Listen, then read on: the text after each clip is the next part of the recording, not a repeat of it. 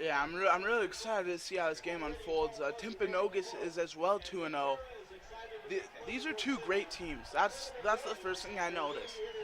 Timpanogos and Pleasant Grove are absolute monsters. They own it at what Yeah. they do. Both teams definitely coming out very hard with much energy, and they've both been training all week for this game. We're definitely looking to see a very, very intense game tonight. Yes, I expect that. I expect a lot of scoring on Pleasant Grove's part. Last week, or our first game, we scored 52 points. Second week, we scored 21. Timpview had an amazing defense. But these Vikings are pumped up, and they have an amazing offense. And here comes the Timpanogos Vikings running over to their sideline. The crowd going wild for them. Absolutely lovely. The clouds just starting to let some sunshine peek through. Kind of as if angels were gracing the valley. And our very own angels are here, the Pleasant Grove football team. I can't even say anything better myself. That was beautiful. I believe Pleasant Grove's going to return. They don't give us a lot of information up in this booth, do they, Lake? No, I don't. Nope, I believe they're going to kick. Sorry, but We will be kicking to start off the first half. Our kick team now taking the field, led by the kicker, Caesar Madrigal. yeah, one thing I'm looking forward to is seeing our punt team. What's going to happen? Last year we had some seriously weird formations. We had 3 different people punt at that game. Yeah, definitely. Very strange. We almost 3 times in a row they had Spencer Romney take the punt, roll out, get the ball, take it, roll out to the side and punt it, which was very strange to see. So the ball is on the tee. We're about ready to kick it off. Back to return for Timpanogos is number 9, Trace Esteban, and number 1. The kick is long, may have gone out of bounds. Looks like it's going to be a touchback. Not something we normally see from Caesar. A better kicker than that. Definitely knows how to place the ball. Sorry, but it didn't go out of bounds. It was a touchback. It went out of the back of the end zone. So Timpanogos is going to start with the ball on the 20-yard line. And here comes that monster defense led by Zach Daw, Austin Taylor, Dallin Peely, and Spencer Romney. I think we could throw in Jacob Doman as well. And don't forget Joshua Luke Marsh. All right, so here comes Timpanogos. Our starting quarterback is number 13. And So I'm trying to find him. Pass was thrown incomplete. We have rosters, but they're not in numbered form, so it's hard to find him. His name is Jackson Dunford, 185-pound senior. So it's going to be second down and 10 on the 20-yard line. Timpanogos with the ball. Definitely. Pleasant Grove's defense is definitely going to be a challenge for Timpanogos tonight, with the line starting with Zach Daw and Austin Taylor. Zach Daw, how big is Zach Daw? About 6'3", 6'4"? 6'4", 280. But here comes Timpanogos. Dunford, looks like a timeout was called on Tim. They did not have the right formation. They didn't know what they were doing. That's an early timeout for Timpanogos, not what they want. Having a little bit of wind out here at the field today, kind of blowing my papers all around, trying to get. But we got it under control, I think. A timeout was called. So you know a lot of these Timpanogos players. Yeah, who are definitely. we looking for We're on Tim? Yeah, definitely. I grew up with probably half of the Timpanogos team just in elementary school, and one to really watch is Trace Esteban. Definitely one of the strongest players Timpanogos has. Trace on the field is a monster, but off the field, he's a guy with a heart of gold, definitely. The team's now taking the field again. All right, Dunford has 3 to the right, 1 to the left. He's going to take snap, bobbles it, throw comes, it's high. Number 24 has it, long pass, he's to the 40, to the 50. When he gets laid out by number 2, Spencer Romney, still a huge gain for Timpanogos. That was number 24, Kenny Sorensen. 5'10", 180-pound wide receiver for the Timpanogos Timberwolves. I went to junior high with Kenny Sorensen. He actually was a rugby player, transitioned to football into high school. Very powerful kid. He's what they call a gym rat. Spends a lot of time lifting weights, getting big. A powerful runner, can get those extra needed downs for the Timpanogos Wolverines. All right, so Timpanogos has 3 to the right, 1 to the left. He's going to take the snap. He's going to hand it off to number 5, who breaks a couple tackles and gets about 3-yard gain. Number 5, I believe is what I said. That's Jake Ware.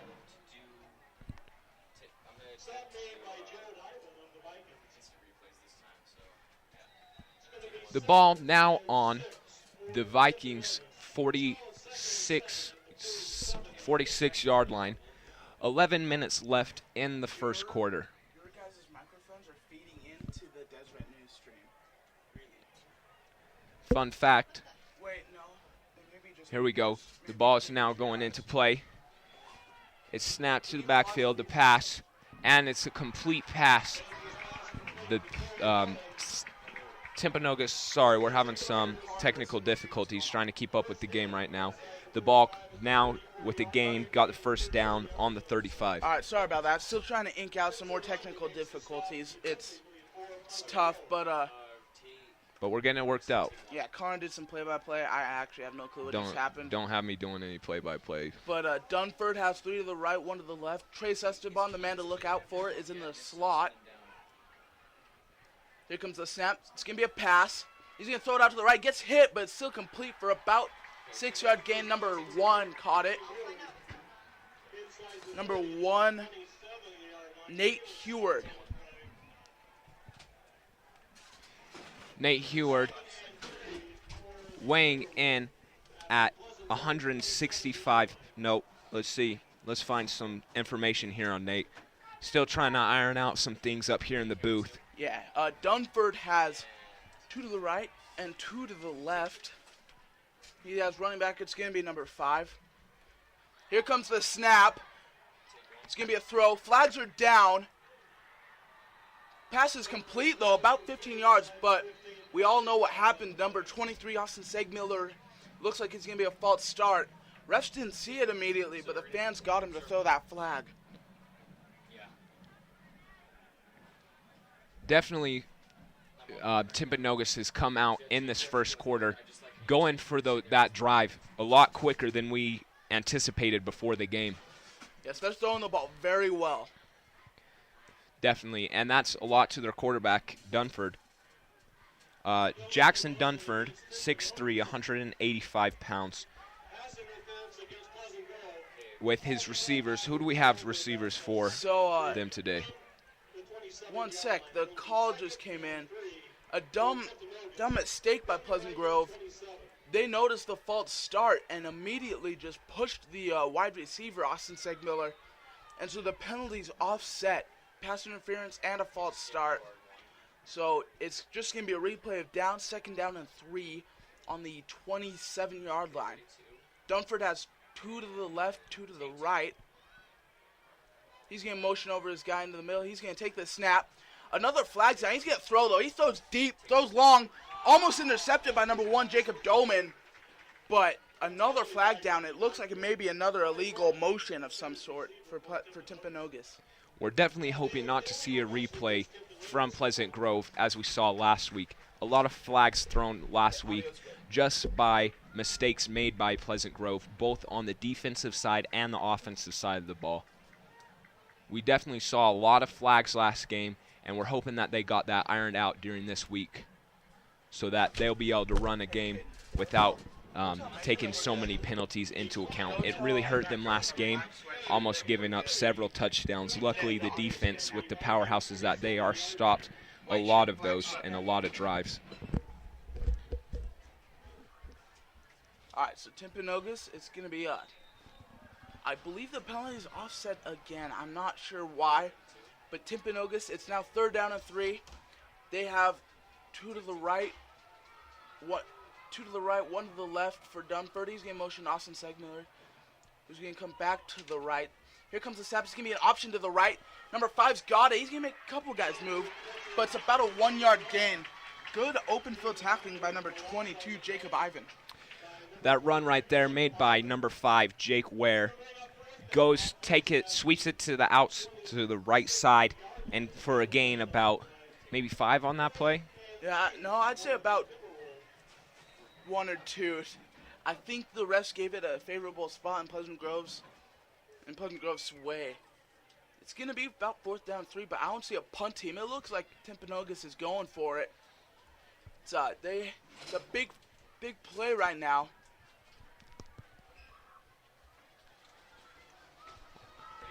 A little bit of rain starting to fall here at Pleasant Grove Stadium. We're hoping that. All right, here comes the snap. He's going to roll out to the left. He's got a man open. Overthrown, though. Turnover on downs. Pleasant Grove has the ball. Number 23 there, almost with the catch. Austin Segmiller. Austin Segmiller, good friend of mine. Known him for a long while. Definitely a very powerful athlete. Definitely a very dedicated football player. Not something we see from him quite often, dropping the ball when he's left open like that.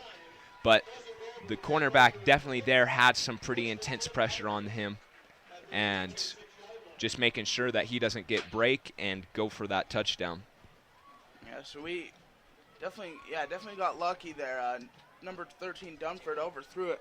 But here comes that Viking offense led by number 7, Jeremiah Evans as our quarterback, but number 2, Spencer Romney's the man to watch. Evans has 3 to the right, 1 to the left. Here comes the snap. It's going to be a throw.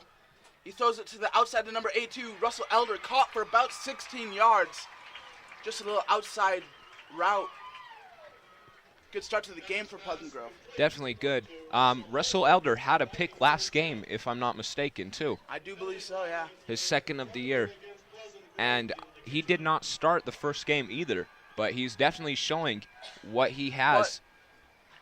But a flag is down. I think that flag, they had a blocker come up the middle and was pushed in the back a couple of times, just some unnecessary roughness on the Pleasant Grove defense. Yeah, so it's going to be, not sure, I believe it's 15-yard penalty. It's going to be 1st down and 25 for the Vikings now. That was a huge mistake. Evans has 2 to the left, 2 to the right now. He's got a TJ Wynn in the backfield. Here comes the snap. He's going to hand it off to TJ Wynn. Makes a couple guys miss up the middle. He's still on his feet. He's to the 20. He's to the 30. He's still running. He's to the 40, where he's finally tripped up. So 1st down 25. We hand it off to TJ Wynn, and it's a 30-yard gain. The real key on that play there was great blocking by Zach Daw and Spencer Romney. Coming up the middle through there in such pressure, there is not a guy you want to have your back more than Zach Daw, who can just move bodies out of the way. Yeah, he's directly running. Here comes the snap. Micah Jones has the ball. He's going to roll out to the right side. Gets about 5-yard gain. So as I was trying to say, on that big run by TJ Wynn, he was led by number 54, Zach Daw. Zach Daw was outrunning our running back. TJ Wynn was running as fast as he could, and he wasn't even catching up to Zach Daw. And that's nothing I'm surprised to see. Zach Daw is an absolute freight train. All right, so here comes Evans. He has 3 to the left, 1 to the right. He's going to take the snap and hand it off to TJ Wynn again. He's going to get about 7-8 yards where he's finally tackled. It's 1st down, Pleasant Grove. We're going to have the ball at like 43-yard line. Pleasant Grove's line definitely coming out with a lot more heart we saw than last game. Absolutely. This is a first drive to see. Absolutely amazing first drive. And Zach Daw blocking very hard. 2 to the right, 2 to the left for Evans. He's going to take the ball and hand off to TJ Wynn, who gets stopped this time. Maybe got back to the line of scrimmage, maybe not. Looks like it's going to be 2nd down and 11. Here comes the rain. It's coming down hard really quick. Yeah, this rain came absolutely out of nowhere. An hour ago, we were looking at clear skies. Now the sun is going slowly. Evans has 3 to the left, 1 to the right. He's going to take the snap, option to the left. He's going to keep it. Makes a guy miss. Gets about 8 yards. Definitely some moves coming up the middle there. Shook a couple of defensemen for a gain of about 6-7 yards there. Jeremiah Evans, a transfer from American Fork High, now playing for Pleasant Grove his first year here. He has 3 to the right, 1 to the left. He's going to hand off to TJ Wynn. He breaks through a huge hole and gets about 8, maybe 9 yards. that was the biggest hole I've seen a running back be able to run through. We could have ran a diesel truck through that line. Yeah. Our line is absolutely amazing today so far. 2 to the right, 1 to the left for Evans. He's going to take the snap and hand it off to TJ Wind. Again, he's going to break another tackle and gets about 3 yards that game. The running game definitely working out for Pleasant Grove today. The rain absolutely came out of nowhere. Started with a light sprinkle. Now it's coming down. Some of the fans seem to be looking to leave. TJ Wind had 139 yards first game. But 3 to the right, 1 to the left for Jeremiah Evans, who's going to quick pitch it to Micah Jones. Breaks the tackle and gets about the first down. It's first down and goal now. Pleasant Grove moving it yard by yard up the field. Just running. They have not thrown it once, but it's the first drive, and running seems to be working for them tonight. All right, so 2 to the right, 1 to the left for Evans this time. Micah Jones and TJ Wind in the backfield. Evans takes a snap, hands it off to TJ. He's going to break a tackle, gets pushed in a pile, about 2-yard gain. TJ Wind is running hard tonight. Definitely. First game he had 140 yards. Second game against Timpview he really did nothing. But that's just because it wasn't him, it was Timpview. Yeah, Timpview's defense definitely came out so hard last week. Pleasant Grove now on the doorstep of the end zone. 2 to the left, 1 to the right. Here comes the snap. He's going to hand it off to TJ Wind again. Oh, no, he's going to fake it, pass it. Sorry. He gets laid out by Austin Segnal, and the pass is incomplete, too far. It's going to be third down and about 6 yards to go. Pleasant Grove definitely needs to stick with running the ball. The rain came out of nowhere, and it's going to be very difficult to throw right now. But the fans seem to be loving this rain right now. They definitely seem very excited. Jeremiah Evans sticking with this long snap. Motioning TJ Wind. Oh, he's going to keep it up the middle. No one's there. Touchdown, Pleasant Grove. Amazing play, and the blockers definitely are showing up tonight, opening that hole up perfectly for Jeremiah Evans. We've seen it time and time again. Hamilton, an excellent offensive mind. He motioned TJ Wind in as if we were going to hand the ball off to him. Faked it. Timpanogos completely bit on the fake. Jeremiah Evans was wide open. Touchdown, Pleasant Grove. Caesar Madrigal taking the kick. Kick is way good. That could have been good from 45. Yeah, Caesar is an absolutely exceptional kicker. He is one who could split you right between in the eyes from 50 yards out. And everyone listening to us on KPGR 88.1, we would love it if you could go on to DeseretNews.com, click on the high school sports area, and come watch this game. Yeah, watch it. This. We're live streaming it. We have video up. We have our audio as well. You'll still be able to listen to us. So if you want to see the visual of this game, or the video of this game, just go on to Deseret News, and you'll be able to see us. Mine and Lake's voices can only do so much in describing this game, so we'd love if you join us on Deseret News. 5 minutes and 5 seconds left in the first quarter. Pleasant Grove now leads 7-0. Caesar Madrigal kicking the kickoff. All right, Timpanogos back to return. Number 9, Trace Esteban is back. Caesar Madrigal, here's the kick. It's deep. It may be another touchback. Trace is going to catch it. No, he's not. He misses it. Goes out the back of the end zone. That's another touchback, 2 in a row for Caesar. That's what we want to see after some kicking troubles last game. Yeah, definitely. Caesar, a very powerful kicker, can put that ball anywhere he'd like it. Trace Esteban going for the kick return on that. Ball came, and it's so wet now that it just absolutely slipped out of his hands. To describe Caesar's power, he just kicked that ball, and he now runs on to the defensive line where he starts at the end. Our defensive end's also our kicker. If that can describe the power that he has behind his kicks. And just the endurance he has as a player. He's going to take the snap. It's going to be a throw. He's going to throw it slant route to number 10. He's caught it. About 13-yard gain for Timpanogos. Number 10, Satala Massina, weighing in at 1 second. My notes are just garbage here today. Where did you get these, Lake? It was, we didn't have it on the number thing. Sorry about that. He's 6'4", weighing in at 205 pounds. He's a leading receiver, but Timpanogos has a man down. It's number 24, Kenny Sorensen. We've seen a bunch from him already. He is down. He looks a little hurt.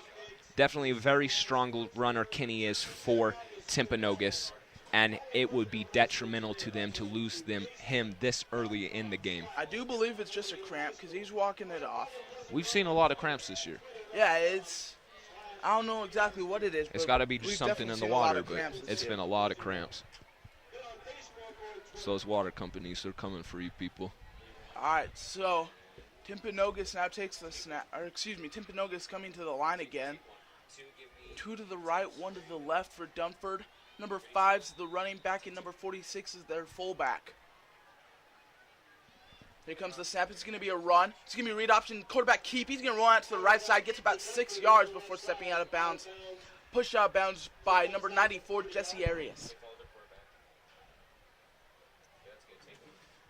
Spotted at the 40, just across the 40-yard line.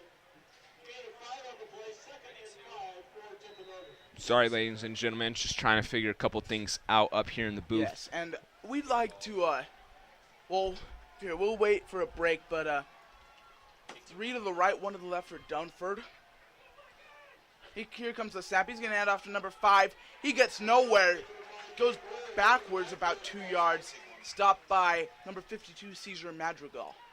You definitely do not want to try to run it up the middle or anywhere else on this Pleasant Grove defense. At middle linebacker, Josh Marsh, Marcos Garcia, you're not getting anything past those guys. You have Zach Daw and Austin Taylor on the line, and then Caesar at defensive end. There's really nowhere to run the ball, and definitely passing is the only way to go.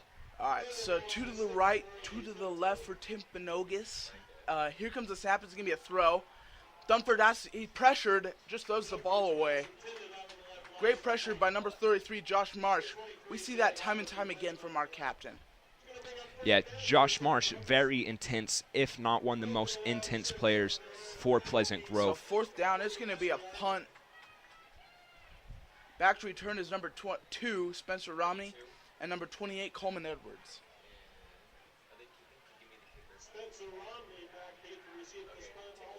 Spencer Romney is definitely a player who can run it for those long yards. Definitely one to be feared by anybody. So here comes the punt. It is high and wobbly. I would not try and return that. He doesn't. It's going to bounce a little while, but Coleman Edwards is going to try and return it. Goes backwards for about 7 yards. Sophomore mistake. Definitely not a huge loss for Pleasant Grove, but definitely not needed to lose 7 yards like that. Yeah, that's Coleman one you Edwards, definitely just roll out. Yeah, it's not a mistake you'll see from Coleman a lot. He's an excellent player. It's just a little mishap on his part. We see that time and time again from players. Yeah, definitely one you should just roll out. While the Pleasant Grove the Pleasant Grove offense now takes the field, we'd like to invite you all to join us on Deseret News if you're listening to this game on KPGR, and you can get a visual of the game and watch what's going on while we give you the audio. 2 to the left and 1 to the right for Evans. He's going to take the time to hand off to TJ Wind, who goes up through the middle, breaks through a tackle and gets about 5 yards. It was a little scuffle. There's about 6 people all in one little pile up, and TJ Wind moved that for 6 yards. TJ Wind, you could put 3 guys on his back and he could run a mile. State champion wrestler. 3 to the left, 1 to the right for Evans. He's going to take a snap, option to the left, run after run. He's going to pitch it to TJ. Nowhere to go that time, but he's still running, trying to push guys back. No forward motion was called, so it may be a loss of about 4 yards.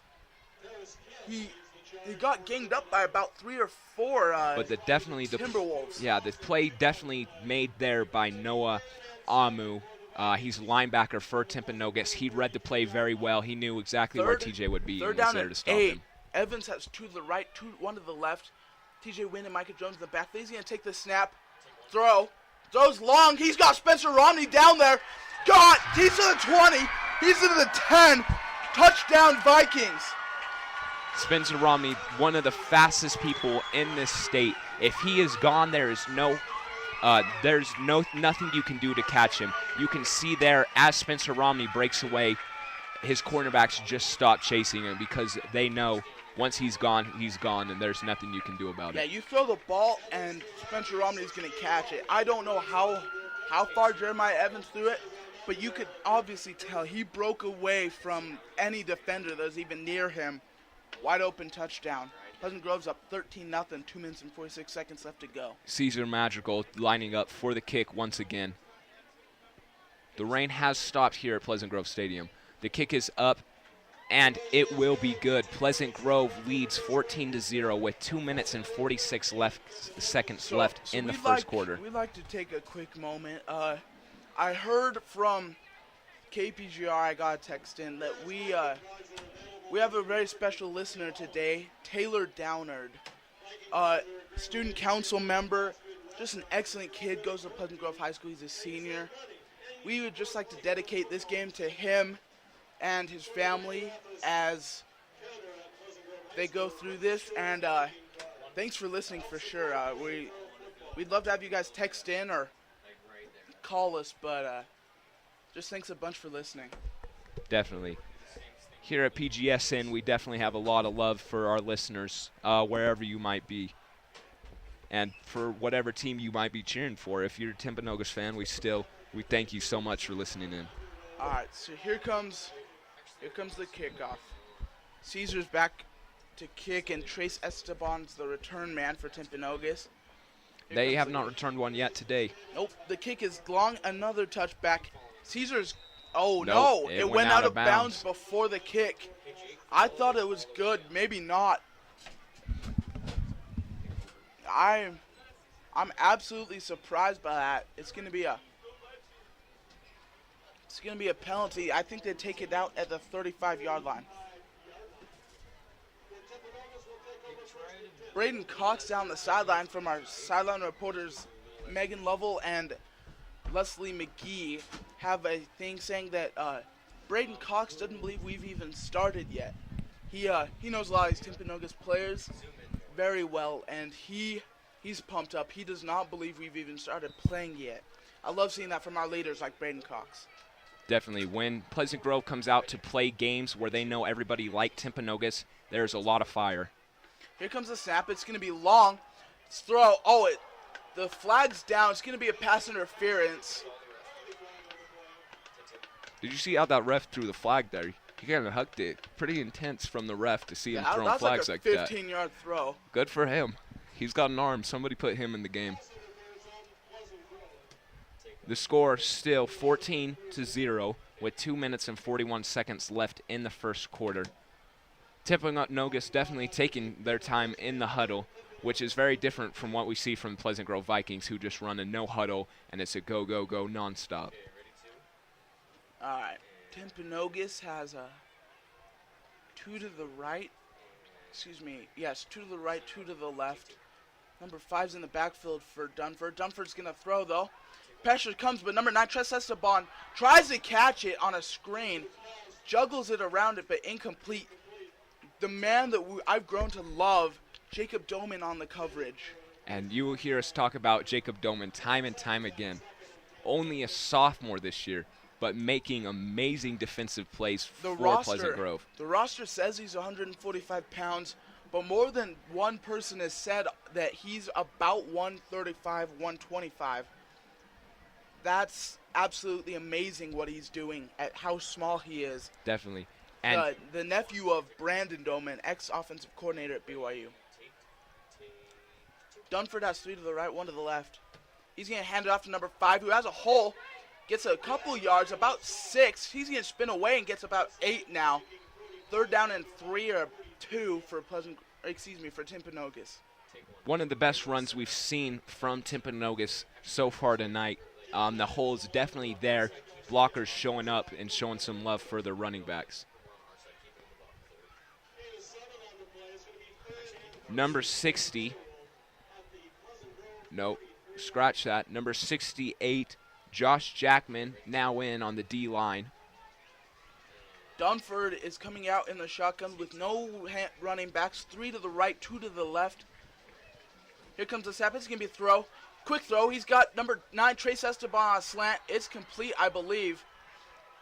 That Enough was for amazing the first down. It looks that Nick King went in there and he actually tipped that almost in the backfield. So it's amazing that that pass was completed. Yeah, it definitely was Nick King. Nick King playing defensive end for the Vikings. He used to be a skinny wide receiver. He's gained some weight from what I've noticed. He looks about 30 pounds heavier. Here Weighing comes in now Timpanogos. at 2 to the right, 210. 1 to the left. Dunford's going to throw. Gets hit while throwing. Goes deep, though. Trace Esteban almost caught it. Incomplete. Marcos Garcia there with the blitz. Took out his lineman and went straight back there for Dunford. Dunford had no time, but a very good pass under the pressure and the circumstances that were presented to him when Marcos came into that backfield.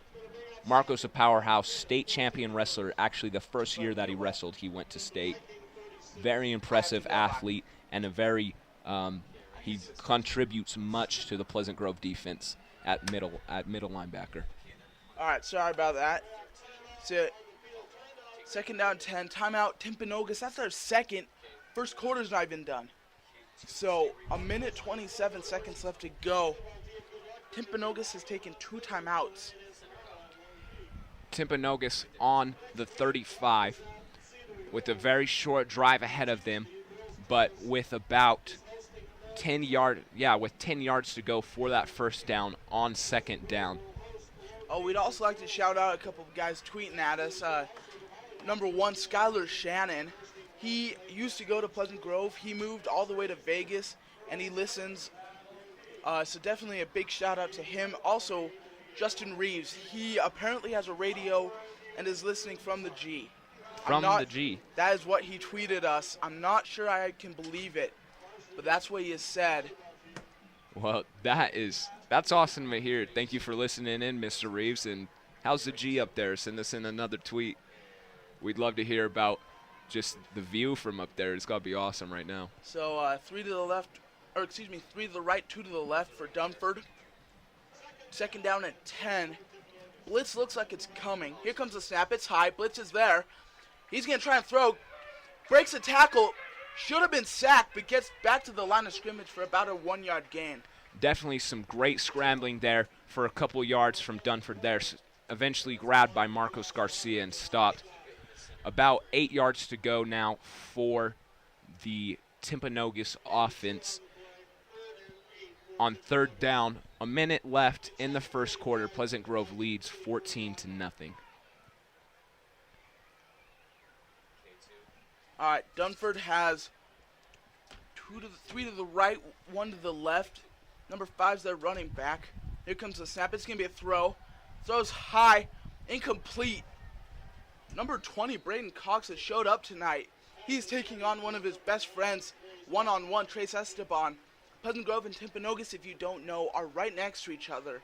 They're rivals, without a doubt. Most of these guys know each other. Growing up, played football with both Braden and Trace. When we were the youngins, they actually both were the starting receivers and cornerbacks. And now they're going one-on-one. It's fun to see stuff like that. Yeah, definitely. Just those relationships built from childhood now taken to the field. 2 to the right, 2 to the left for the Timberwolves. Here comes the snap. Dunford. It's going to be a pass. Pressure comes. He's sacked. Number 36, Jaden Lynn. That was 4th down. Turnover on downs. Quite an impressive play by Jaden Lynn there. Jaden Lynn, a senior at Pleasant Grove, playing defensive line, weighs in at 150 and stands at almost 6 feet tall. 30 seconds left in the first quarter. Pleasant Grove leads 14-0 now with the ball and a 60-yard drive ahead of them. Quick tweet. Justin Reeves did tweet us. He is on the G. And I guess there's a lot of lightning. I didn't necessarily understand or have time to read it. But thanks for listening, Lake Justin. can't read, but neither can I, so. 3 to the left, 1 to the right for Pleasant Grove. It's going to be a throw. Pressure, or flag down. Jeremiah Evans is going to run. Gets about a yard. Flag looks to be a holding call, though.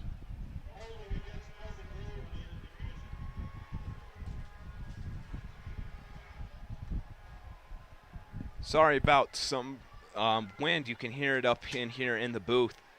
weather conditions have cleared up from the rain, but the wind has not stopped. The flag is down. I was right. It's a holding.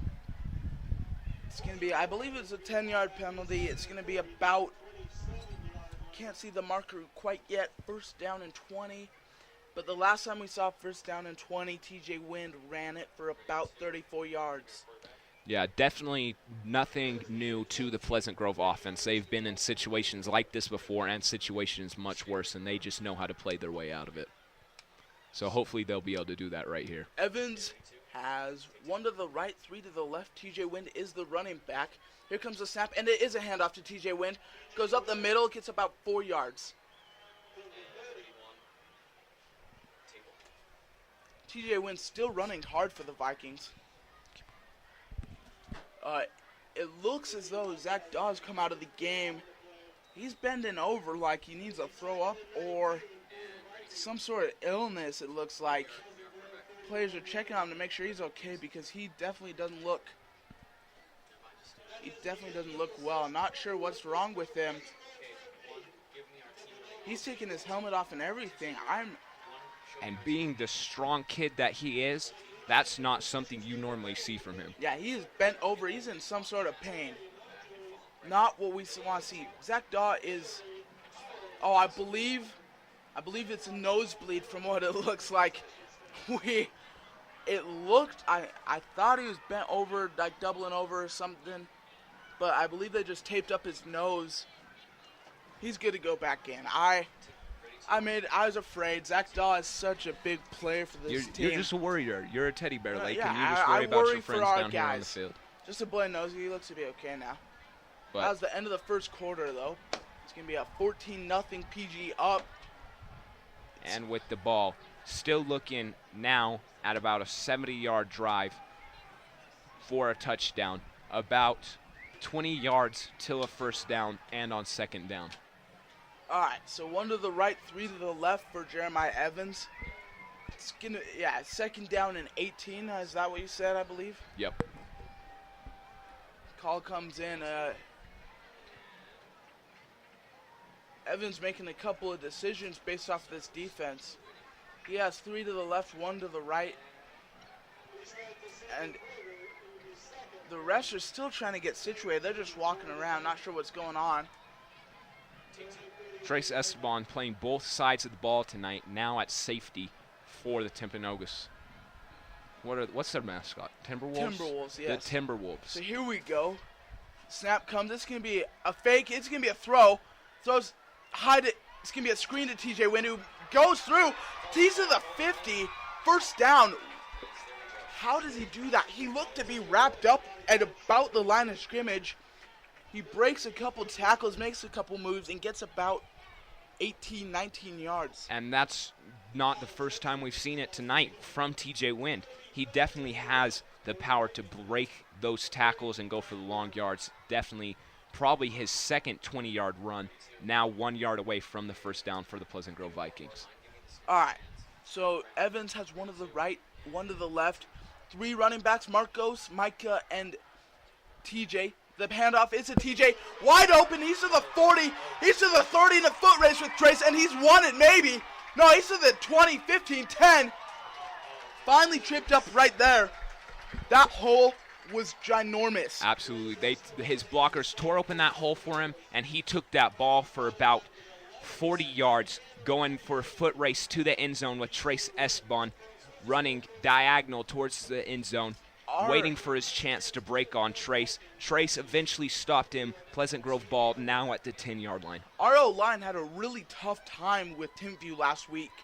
They're an amazing defensive line, but our O-line has showed up tonight. Huge holes. Here's the handoff to number 24, Hayden Pettis. Another wide open hole. He's got about 6 yards. Pleasant Grove now on the doorstep of the end zone.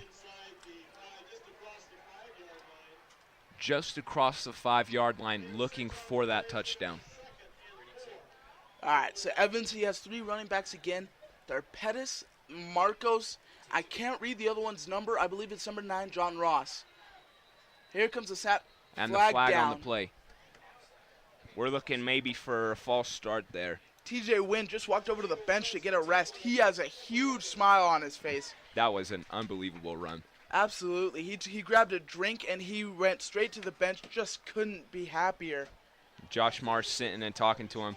Josh Marsh and TJ Wynn probably just friends connected from that umbilical So cord. same position. Here comes the run. It's going to be an offsides on Timpanogos. They didn't have a player in. Maybe a touchdown, though. Looks like it's at the 1 yard line. The penalty, though, is definitely on Timpanogos. They didn't get enough guys in the field, and he runs it. It's definitely a mosh pit down there trying to move that ball a single inch with the ball now on the doorstep. I'm seeing some really big players from Timpanogos on that D-line. They are absolutely huge, and our guys are moving them. Our starting center, Stratton Wagner, 300 pounds. Zach Daw weighs in there at 280. Cesar Madrigal's about 260. Our O-line's thick.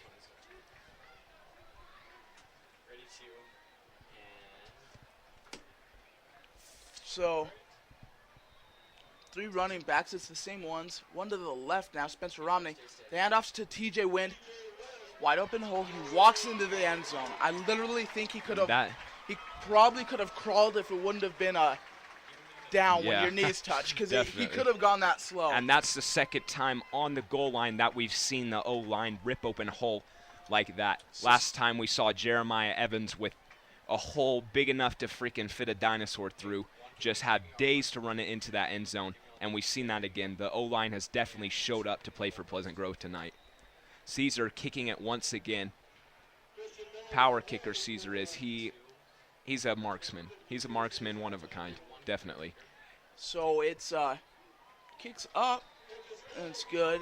We are ahead 21-0. 10 minutes and 53 seconds left to go in the on our first half. homecoming game. And that's what we love to see. The fans showing up for a great game of football. Pleasant Grove Vikings, the football team, just bringing the passion out. And for a homecoming weekend, we just love to see this. Absolutely. I love our team is so good right now. The story of the night's the O-line, though, no doubt. Definitely. TJ Wynn probably has 100 yards in 12 minutes of play. Definitely. And suffering from the defense, the Timpview defense last week, having troubles with them. The Timpview defense, absolutely a powerhouse, but you can definitely see that the Pleasant Grove offensive line has worked their tails off this week and is definitely prepared for this game. Number 9, Trace Esteban, is the return man. Cesar Madrigal with his 3rd kickoff already. Actually, this will be his 4th. Oh, you're right, the opening kickoff. Fun Kicks fact. high. Oh, my goodness, that is a huge kick, but it's returnable. Esteban's to the 20. He's going to break it to the outside. Gets to about the 25-yard line.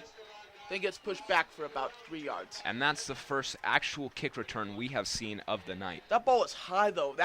We want to see a high kick when it's like this because it gives our guys the time to get down there, get ready.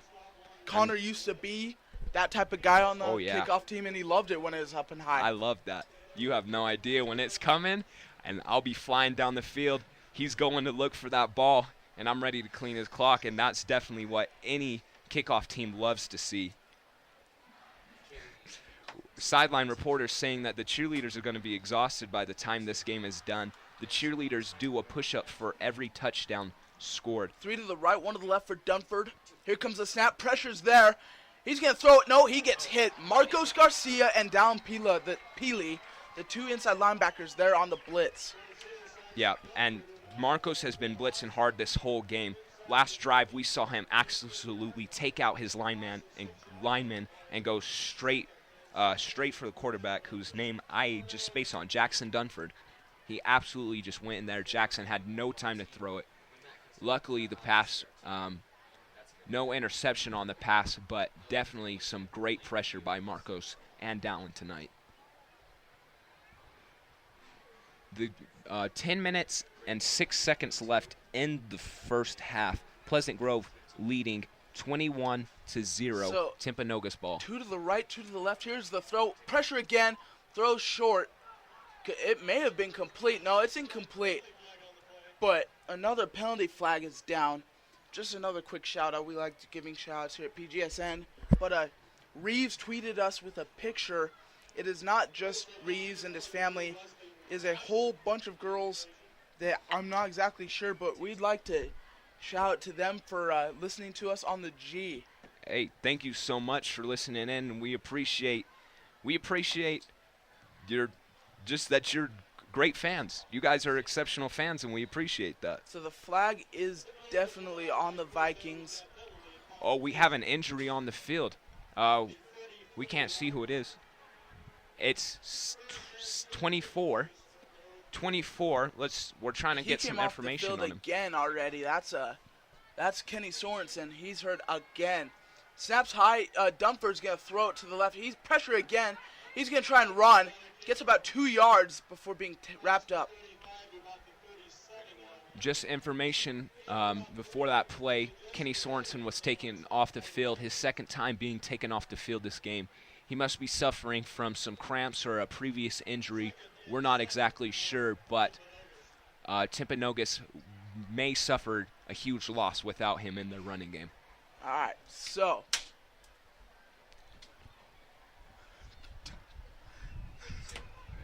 Dunford has 3 to the left, 1 to the right for Timpanogos. Here comes the snap. It's a handoff to number 5. He gets about 2 yards before being wrapped up by Marcos Garcia and number 80, Nick King. Nick King used to be a wide receiver. I said it already. He's gotten thick. Just looking, he used to be pencil thin. I cannot believe how and this happened just within last year. He probably went from 160 pounds up to 210 pounds this year. Nick King playing some big defensive end tonight for the Vikings. Dunford has 3 to the right, 1 to the left. TJ Wind is the running back. Here comes the snap. It's going to be a throw. Pressure's there again. We've seen that again. He gets laid out by 54, Zach Daw. Our defensive line has owned Timpanogos so far.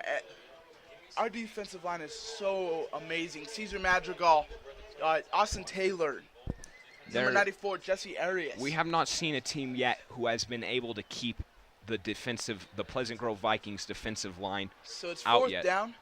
It's going to be a punt. Spencer Romney's back to return. Here comes the punt. It's going to be a high wobbler. Spencer Romney's going to be able to return it, though. He's caught it at the 10. He's out to the 20 where he runs. He's got room, too. He's to the 30. He's to the 40. He's flying. He's to the 50 now. Back to the 46, or excuse me, the 43-yard line when he's hurt. Or excuse me, not hurt, tackled. But a flag is down way far back. Maybe a block in the back on the Vikings. You see that a lot on punt returns. Number 5, Jake Ware with the stop there. Definitely in the right place. If he was not there, Spencer Romney easily would have been able to take that for the touchdown, just knowing what we have seen from Spencer. Pleasant Grove now with the ball. We're wondering where they're going to line it up. They seem to be moving the chains. Pleasant Grove leading 21-0 with 8 minutes and 13 seconds left in the first half. There's no wind. Let's open this. The fans just absolutely loving it here tonight. Pleasant Grove's homecoming game, and both sides of the stadium are packed. The wind's still blowing pretty hard up here. I thought we were going to be able to open up the glass. It's pretty hot in here, but no. Wind's still blowing. But Vikings up 21-0. Our offense comes back on the field. But listen, if you'd like to bring us some food or just a cold ice beverage here to Pleasant Grove booth, we would appreciate it much. We might even give you a hug or a shout out on the radio. So if you'd like that, but no pressure. Pleasant Grove now all the way back on the 10. All right. Micah Jones has the ball. Down around, it's going to be about a 1-yard gain. He didn't look very happy after that. The rest favorable spot, it's about a 3-yard gain. Fast-paced offense is now coming. Pleasant Grove definitely loves to run that no-huddle offense, keeps the defense on their feet. 3 to the left, 1 to the right for the Vikings. Evans has TJ Wynn in the backfield. He's going to be a throw. Throws it high to number 8, Caleb Vinker. He's around the first down yard line. He went backwards a little bit. Not what you want to do. First down now for the Pleasant Grove Vikings. Still looking at about an 80-yard drive ahead of them. 7 minutes and 35 seconds left in the first half. Pleasant Grove leads 21-0. 2 to the right, 1 to the left. Jacob Doman is now playing receiver, just to mention. 2 running backs, Micah Jones and TJ Wind. The handoff is to TJ Wind. Goes up the middle. Another huge hole. He's to the 30. He's to the 40. To the 50. He's ran forever. To the 40. He's down to the 38. TJ Wind is an animal. And that is probably the 5th long run we have seen from TJ tonight. But as we've seen again, another long run and another flag down, maybe on the Vikings. And that's absolutely heartbreaking. When you have a power run like that and it's called back with the flag, it can absolutely devastate the morale of the team. It's on the Vikings. My goodness, TJ Wind is going to end up running for 300 yards, but only have 100 on the stat sheet. These penalties need to be ironed out. And we've seen these penalties for the last 2 games, and we are hoping that they would have it ironed out by tonight. But we're still running. We still haven't gotten it figured out. Some commotion here in the booth. We will be right back. All right. Evans has to the right, to the left. This is going to be a throw. He's rolling out to the right. Got time. He's going to throw it to Micah Jones on the left side. He's got room. He's at the 50. Gets laid out, but he may have fumbled. Hard hit. The ball knocked loose. We're waiting for the refs to tell us which way the ball will go. Ball. I thought it was down. Questionable call. Oh, they're gonna say he's down. First down for Pleasant Grove. He got rocked. Micah Jones. Definitely a hard hit. He was picked up all the way and put on his back. He bounced right back up though. Micah Jones is such an aggressive guy. So resilient. He wasn't gonna just sit there. 3 to the right, 1 to the left for Evans. Who do we have at receiver? Our receivers, it's Jacob Doman, Caleb Vinker, and Malik Overstreet. Here comes the handoff to TJ Wind. Fumble. Not sure what happened. Looked like a little bobble play. Jeremiah Evans got on it, though. It's now going to be 2nd down and 14. Looked like a little bit of confusion on the play. Not something we normally see from TJ Wind. Missing a handoff like that. We haven't seen that from him once this year. 3 to the right, 1 to the left. 2nd down, 13. Here comes the snap. It's going to be a throw. He's going to screen it out to number 6, Malik Overstreet. Misses the ball. Ooh, he had room, too. It's a little wide receiver screen, and the linemen were out there. I believe he just got a little bit starstruck. He's just a sophomore. That would have been his first reception. Just dropped it. He's going to be an absolute stud for this team in a couple years. Don't forget his name, Malik Overstreet. So 3 to the left, 1 to the right for the Vikings.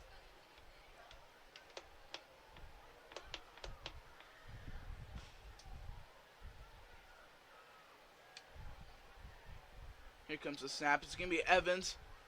It's going to be a throw. It's throwing long to Jacob Doman. Oh, too far. That was very close. Jacob Doman, if he had the height of Spencer Romney, that would have been a touchdown for sure. But it's no problem. Jacob Doman's still my favorite player, but we'll get you his autograph after the game. Don't you worry. That last play just overthrown by a couple of yards. Jacob Doman losing both of his covers, going for that wide open, but just barely overthrown. But I'm absolutely amazed by the power of Jeremiah Evans. First time. Who is our punter? We haven't seen an actual punter that starts. Looks to be 45, Jake and Hunter. It is. The punt is long. Number 2 is back to return. He returned it. Gets laid out immediately at about the 18-yard line. Last game, we definitely had a lot of issues with our punt team just not being able to figure it out. We had probably 3 different punters last game. So to see Jake and Hunter come out and kick an amazing punt like that. Tackled by number 19, Tate Briggs. Quarterback playing on the special teams. Just a sophomore. But definitely good to see that they have their punt team ironed out. Yeah, it was an excellent play. He didn't go for any yards. 6 minutes left in the first half. Pleasant Grove is now leading 21-0 Timpanogos ball. All right, here comes Dunford.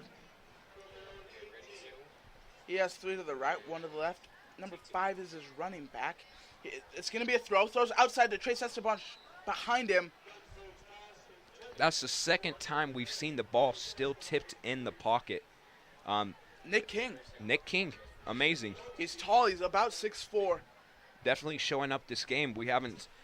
This is about the first time we've been seeing him so far this year, and he has definitely shown us so far in this game what he can do. Yeah, he can jump. He's incredibly tall, and he has lanky arms. He's tipped 2 balls already. And amazing. 210, 6+ feet. 1 to the right. 2 to the right, 2 to the left for the Timberwolves. Dunford is going to take this snap. It's going to be a pass to the right side. He's got number 24 open. It's going to be about a 3-yard gain. Stopped by number 2, Spencer Romney. Spencer Romney is one who can just read the play, knows where it's going, and knows to get there.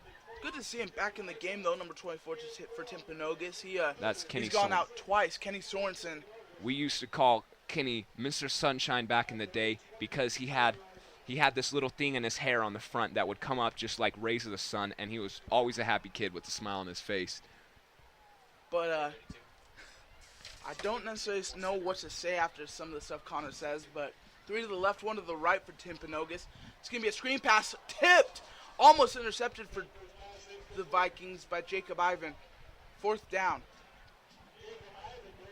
Here comes Timpanogos punt team. I think this is the first time we will be seeing them tonight. 5 minutes and 21 seconds left.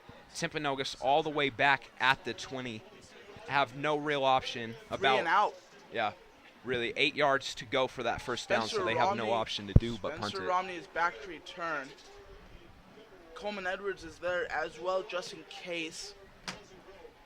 Punts high. Here comes the kick. It is high. It wobbles forever. Spencer Romney, he's going to return it. He's to the right. He's to the 40. He comes out around to the right side. He's going to try and make a couple guys miss. Doesn't. About a 5-yard gain on the return, but probably ran 40. We thought that he would be stopped over on that left side of the field, but he seemed to just – Spencer's one who's light on his feet and can get going in a matter of just – what would you call that? Just time cannot explain how fast Spencer Romney moves. No, it's definitely not a measurement of time that explains how fast he really is. He's an absolute It's star for unbelievable. the 1 Vikings. second he's there, 1 second the next he's gone. It's 3 unbelievable. to the right, 1 to the left for Evans. TJ wins the running back. It's going to be a pitch out to the right side for Evans, who has room. He's got about 10 yards where he's finally pushed out of bounds.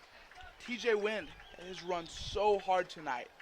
Definitely, and absolutely devastating for him, losing 2 long runs to flags, but it does not seem to be slowing him up at all.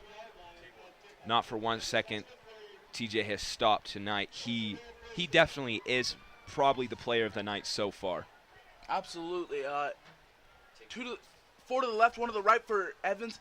It's going to be TJ Wind caught it on a screen pass, fumbled it, picked it up, and got about 3 yards.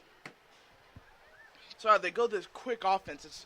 It's so tough to keep It up really with is. because the You ball can't- just does not stop moving.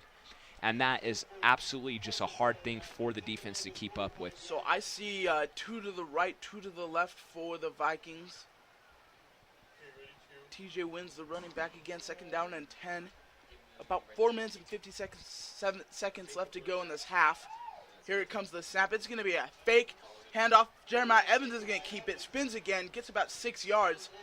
We've seen that Evans spin move quite a few times now. That's probably the 3rd time tonight we've seen Evans run right up the middle and spin off 2 or 3 guys.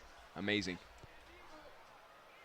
Yeah, Evans showing his running skills, even though he's mainly a passer for the Vikings. And he is a powerful passer as well. Oh, amazing. He threw for 300 yards the first game. 2 to the left, 2 to the right he has, and it's going to be it looks like he's going to take the snap, but here comes the call from the coach. Waiting for the snap currently. Here it comes. It's going to be a throw. Pressure's there. He throws high. Tipped around, almost intercepted by Timpanogos. It's going to be incomplete, though. Maybe he got intercepted. One ref yelled intercepted, one yelled incomplete. It will be incomplete. 4th down for the Vikings. Evans is staying in. We're on the 40-yard line. We have 40 yards to score. I like this call. 4th down, about 5, maybe 6. Here comes Evans, 3 to the right, 1 to the left. That 1 to the left is Spencer Romney. He's going to motion Spencer Romney to the inside receiver. Here comes the snap. This is going to be a throw. Quick out route to Spencer. It's right there. That's Evans. 7 yards. Real quick. Evans made that read. And that's nothing we expect. That's what we expect to see from Jeremiah Evans. Jeremiah Evans, a transfer from AF, and he just has the arm First down. of his arm as a cannon. Only 3 way to to the put right, it. 1 to the left. It's going to be an inside pitch to Micah Jones. Spins out, gets about maybe 1 yard. Maybe got back to the line of scrimmage. Not a lot happening on that play. Second down with about 10 to go for the Pleasant Grove Vikings. Ball on the 37. About 3 minutes and 35 seconds left in the first half. Pleasant Grove leads 21-0. All right, so here comes the handoff. TJ Wynn's going to run out to the left side for about 5 yards of flag down.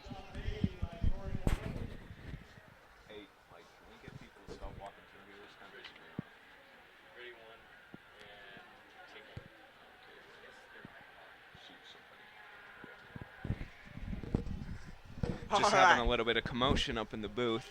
Yeah, it's tough. One thing I've noticed, Josh Marsh, he's rolling out some leg cramps again. We saw that in the first game. We've seen that a lot with Josh Marsh. I'm not sure if he's coming back in, but just remember that as we go on throughout the game. Josh Marsh, leg cramps again. And we have seen that first game and now again, and that's not something we like to see. The penalties on the Vikings, it's like 2nd down and 30. We're now at the 48-yard line. Not sure what penalty we can do to have that happen, but 2 to the left, 1 to the right for Evans. He's going to take the step. It's going to be a throw. Pressure's there. He's almost sacked. Stays up. Tries to run with it. Should have thrown the ball away possibly. Jeremiah dropping back into the pocket, looking for the pass there. Almost sacked, but broke the tackle. Tries to get out of pressure, but just no luck for him. Swarmed, and a loss of about 5 for the Pleasant Grove Vikings. We had a tailgate party. It's a 20-year reunion, and so on the class of 1994. If you could just talk to him real quick. They're on here. Yeah. Sorry about that. All right, so we've had a lot of people up in the booth for some reason, trying to get them out. If This you'd is like to work, PGSN's booth. if you'd like to work as a bouncer for us, we don't pay, but like you get to say you're a bouncer, so that's cool. All right, so it's about 3rd down and a couple miles for the Vikings. I believe it's 37 yards. 37 yards for the Vikings. 3 to the left, 1 to the right for Jeremiah Evans. Here comes the snap. It's going to be a throw, obviously. Pressure's there, though. TJ Wind, he's got blockers on the left side. He's going to run up to the 40. Are we going to get first down? He's to the 30. Close. He got about 25 of those 45 yards to go. TJ Wind, story of the night. I say that a lot. I love saying the word story of the night, but TJ Wind, he ran strong. 4th down, he ran strong enough. The Vikings are in for the 4th down. We're going for it. 1 to the right, 3 to the left for TJ. The running back is TJ. Our receivers are Spencer Romney, Micah Jones, Caleb Binker, and Malik Overstreet. But I believe a timeout was called on the field by... It was on the Vikings. And that's the first timeout called tonight by the Pleasant Grove Vikings. 2 minutes left in the first half. Pleasant Grove with the ball. 4th down and about 15 to go. Ball on the 36-yard line, leading 21-0. I'd love to see right now Coach Hamilton just present kind of to the state Caesar's kicking power. It's just kind of a dream of mine to see Caesar just kick this field goal. It's not even a long one for him. You know, Coach Hamilton likes scoring, though. Yep, definitely. Yeah, he... What do you think we're looking here? What do you think they're going to run here, Blake? There's two guys I'm looking at: Spencer Romney, TJ Wind. Which one do we give it to? Pick your poison. Really. But as I've seen so far, they are doubling Spencer Romney. They're going to this play.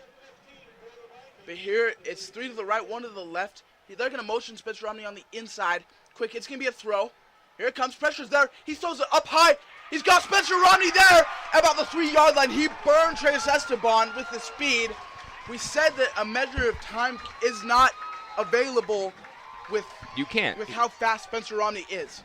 Laser vision, infrared, you can't watch how fast Spencer Romney goes because 1 second he's there and the next he's halfway down the field.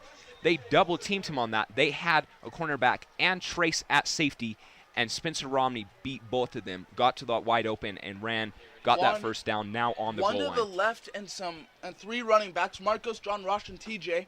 It's going to be a handoff to TJ, goes up to the middle. Maybe a touchdown. It is a touchdown. We're up 27-0, 1 minute 30 seconds left to go. Amazing play by Spencer Romney. Oh my goodness, blows my mind. Every time I see that boy touch the field, it's just amazing. I just get super happy watching these guys.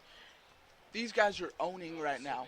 This may be the best game we've seen them play so far when it's just as a team. Their offense scored 52 points against Orem, but tonight we're seeing the defense show up. We're seeing the offense show up. We're up 27-0. Now 28-0 with that kick. Caesar Magical completing yet another kick. But really, we don't talk about this enough, but the absolute power in Jeremiah Evans' arm to be able to throw those long balls, that when Spencer Romney has the speed to get into wide open space like that, it is a great thing to have a quarterback with the power to throw the ball, complete those long passes that Jeremiah Evans can complete. I'm trying to think of a couple of quarterbacks that come to mind that you guys would know. One is Aaron Rodgers. Don't get me wrong. Jeremiah Evans is no Aaron Rodgers. Yeah, he's not in the NFL. He's not an all-Pro Bowl player. But the type of arm strength that he has is what it makes me think of. It's unparalleled from any high school player. And with Spencer Romney's type of speed, it's pretty easy, just throwing the ball up in the air and letting Spencer Romney go and grab it. The score 28-0 with 1 minute and 30 seconds left in the first half. Back to return for the Timberwolves. The kick is up. It's out of bounds. Caesar knows it. Caesar's mad at himself. You can tell just the way he's walking. It's going to be an illegal procedure. It's going to be on the 35-yard line for the Timberwolves. And Caesar definitely not kicking at his prime tonight. They chose to re-kick it 10 yards back. Caesar's mad. I want to see him kick this one out of the end zone. Which he very well can. That's not even a problem for Caesar. It's always long enough. If it doesn't go out of bounds before it. I remember one day at practice sitting watching Caesar kick it from 65 yards out. All right.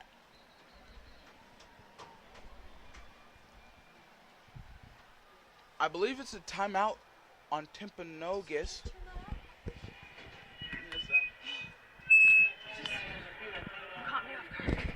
Sorry, ladies and gentlemen, some more technical. It's not technical. It's technical. It's people coming in the booth. Hey, don't hate on the people. Let's just blame it on technical issues. When in doubt, let's just blame it on our technical guy, Ryan Cokerhands. I like the idea. So don't hire him. Ryan Cokerhands he lets people into the booth. But we're going to kick it again. I'm not sure who the timeout was on. 1 minute and 30 seconds left to go for Timpanogos. Caesar.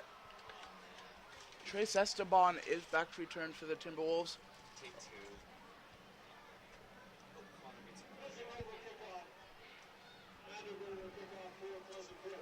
You think Coach Hamilton's planning something? Oh, without doubt. All right, here comes the kick. It's going to be... Here it comes. It's wobbly. It's long, but it's to the 20. Number 1's going to return it. Goes outside to about the 38-yard line.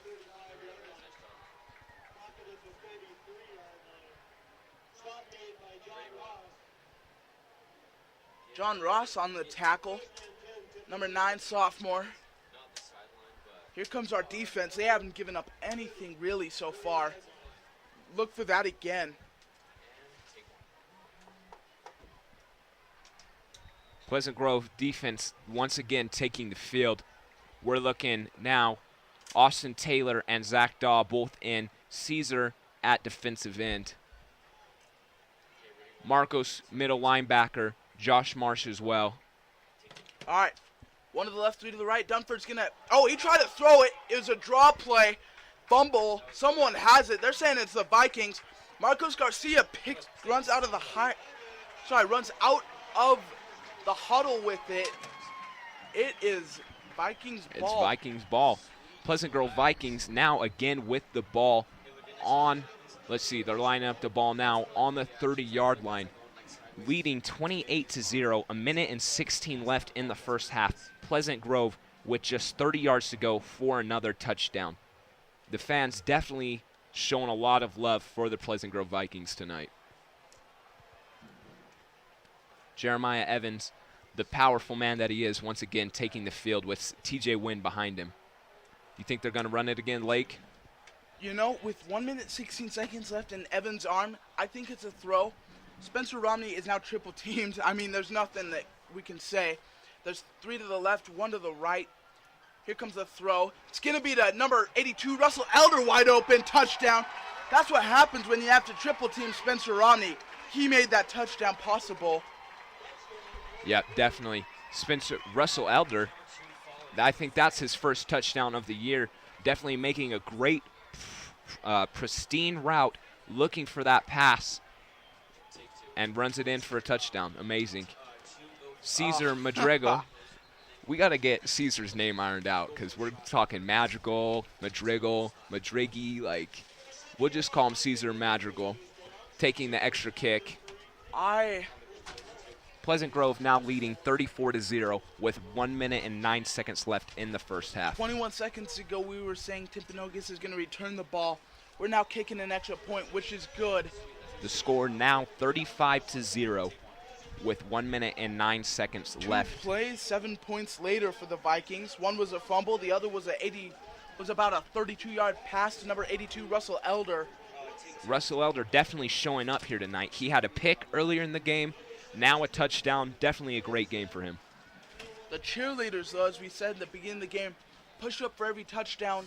So every time 35. a point is scored, they will do the amount of amount of points on the board. So last time they were doing, let's see, I'm not good at math, 28. Now they're doing 35. Next time, who knows, 42? 41, 42? A rough night for these Pleasant Grove cheerleaders. As beautiful as they are, rough night for them. All right, here comes the kick. Trace Esteban's back to return.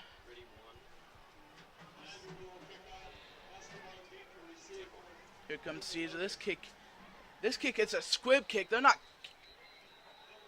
And a flag. Not only flag, they stopped the play. I believe it's offsides on PG. That's what happens. They stop the play on that. It looked to be a squib kick, though. They don't want Trace Esteban returning it, is what I believe. Or Caesar's legs too powerful, and they didn't want to kick it out of the back of the end zone.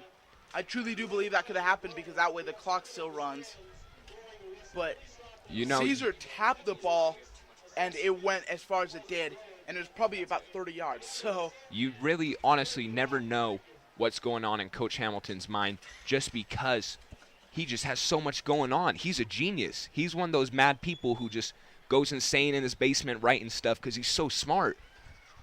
Unbelievable. All right, so here comes the kick for the Vikings. It's going to be deep again. It's going to go out of bounds again. No, returned by a Timpanogos player about 5 yards.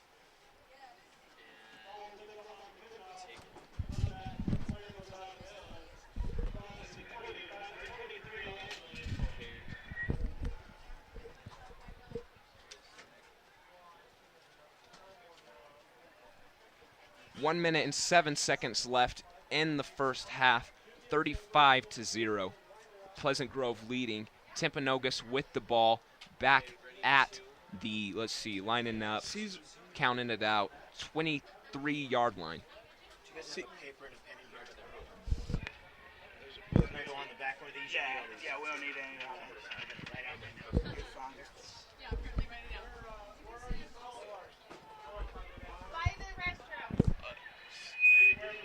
We'd like to apologize to our technical guy, Ryan Cokerhands. We're hating on it, but, like, Ryan, go get a bouncer, dog.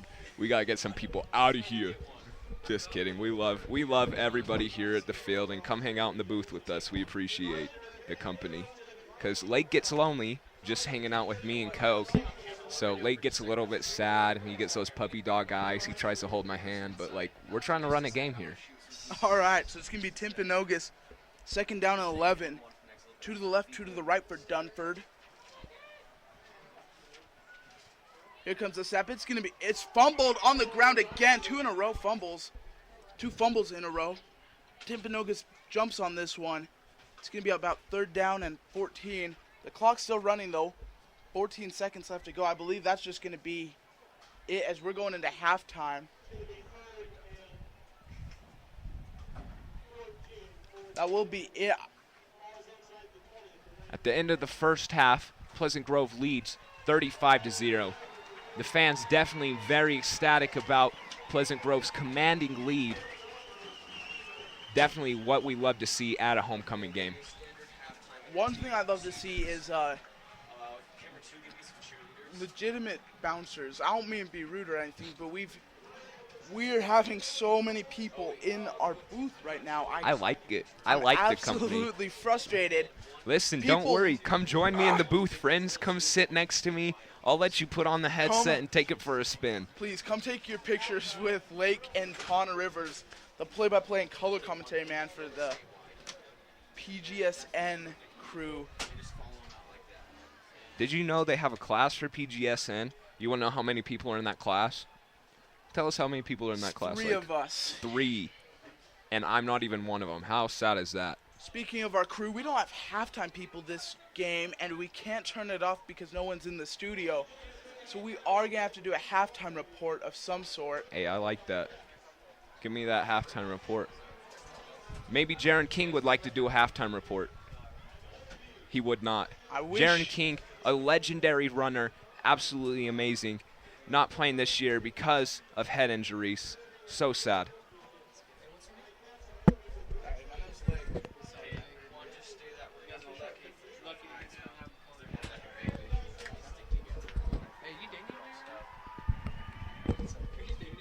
Sweet. So we still have like 5 guys in this booth. Sorry if you can hear it, but trying to iron out some stuff for these guys.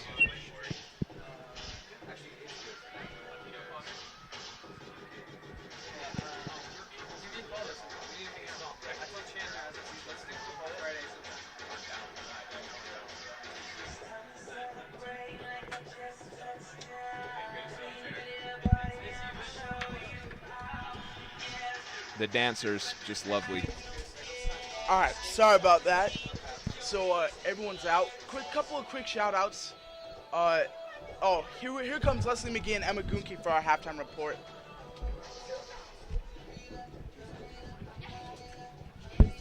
Ladies and gentlemen, we have found halftime reporters, so me and Lake are going to leave you in the very capable hands of our friends Emma and Leslie. Take it away, girls. Tell us what went on in the first half. All right, it's getting pretty exciting down on the field. Timpanogos' Corey Morin actually has played freshman varsity football. Varsity football since he was a freshman. But there have been hardly any completed passes to him today, which is interesting because usually he's one of their lead receivers. We got the drill team out there right now, dancing it away for the halftime show. The score right now is PG leading 35 into Timpanogos 0. And last night, junior varsity and sophomores played Timpanogos, sophomores at home and JV away. Sophomores won 62-0. and JV won 41-0. So we're expecting a really exciting game, although it's already obviously exciting. We're expecting to see a much higher score and their score to stay at 0. Last year we played them at their field, and we were expected to win, and we got really hyped up and really energetic about it, but we got a little bit too overconfident, and we ended up losing by quite a bit. And so it's a good thing for us to be able to come back and take this win today, because it's something that they've been waiting for and wanting. And I think the boys went into the game strong with confidence, not too much confidence, but definitely. And I was talking to Jacob Ivan before the game, and he said that I asked him if he thought it was going to be a blowout, and he said, well, I'd like to say that, but I can't, you know. He said, I don't want to be too confident, because that's our mistake we made last time, is coming and saying we're going to totally crush them, and then we ended up getting crushed. So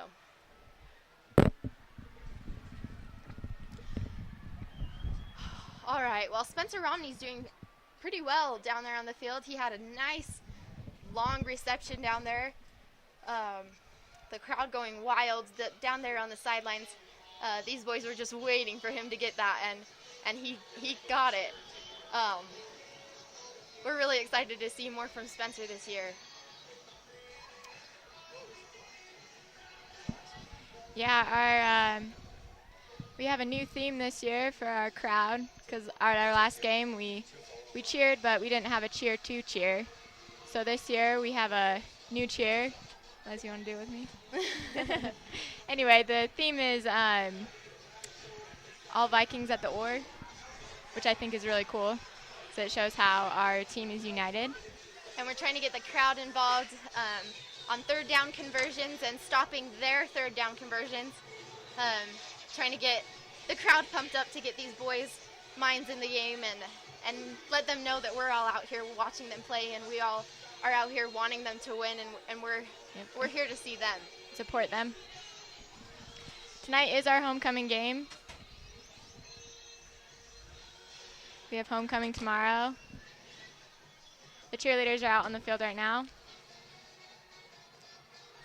Yeah, it's been a really good game as far as stats and defense. So I was looking at the stat list for our defense, and our tackles are just stacking up. We're hitting those kids hard and fast, and that's what we need to do here.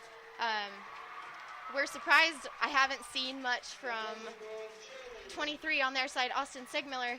He, in the past, has been a really what's the word?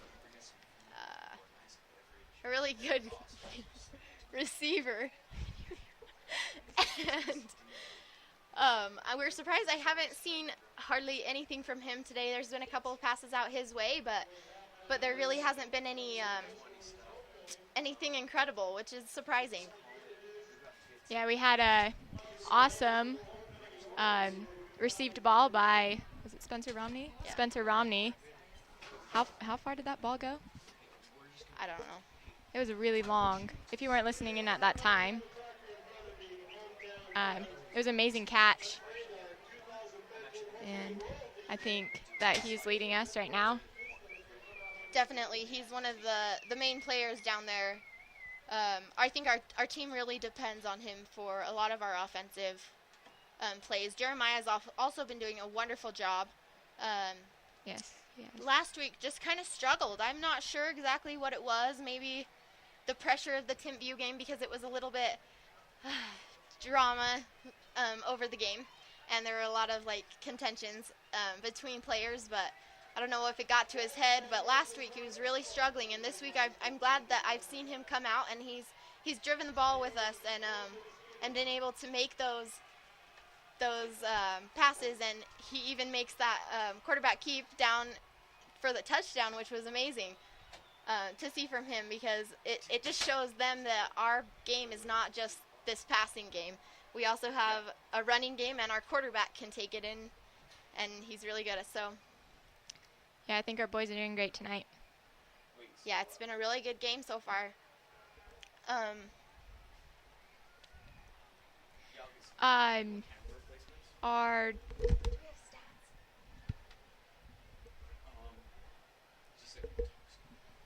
Our football team is doing great this year. We have a lot of upcoming JV that have played last year that are on varsity this year, and they're doing great. I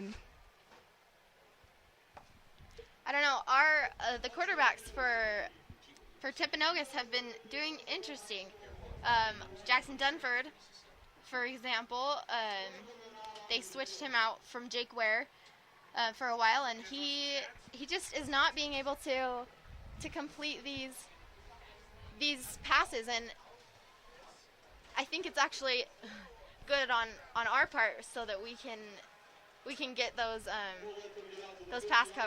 passes covered and not let them connect. He's had a couple of really good passes, but we've been able to stop their drives every time and keep this game in our hands.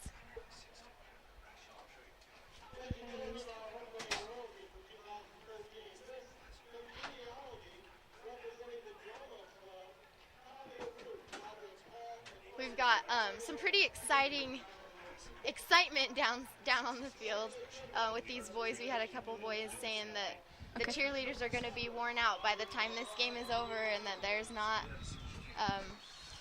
Okay, we got some stats here from the game.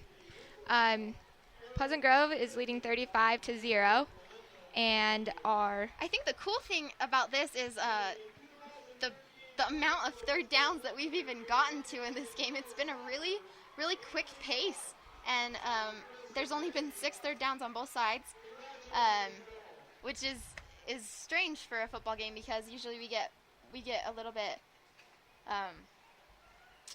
more than that, and so it's been hard for our crowd to really get into it because it's been first down, and which is a good thing. I think Spencer Romney got us up there with the passing yards. PG is 187 passing yards, and Timpanogos 75. So I think that pass really bumped us up there, but all of our team is doing great. Definitely, and I think TJ Wind has been doing really well as well as far as our running game goes. Down there, the boys were saying, there we go, that's our TJ, because he wasn't getting very many runs last year, which was interesting. And TJ has over 100 yards. Which is insane. This kid is good. Our rush yards, 166 for Pleasant Grove and 14 for Timpanogos. Which is exactly what's making this game because our total yards is 313 and Timpanogos is 113. That's definitely making this game though. The fact that we can have those rushing yards and pick up our running game, because I think a lot of their tactic has been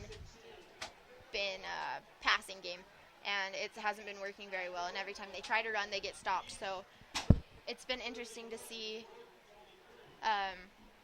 our tactics versus theirs, because we definitely play the different game of football, and that's what's letting us win, because their defense can't keep up with it. Exactly. And I think it's crazy that we're leading by 200 yards. Definitely, and which is crazy. Well, it's all in this offense that we've created. I don't know what happened last week with our line. We just weren't making the blocks. We weren't holding them for some reason. But this week we've got it a little bit better, and we've figured it out. I think that, let's see.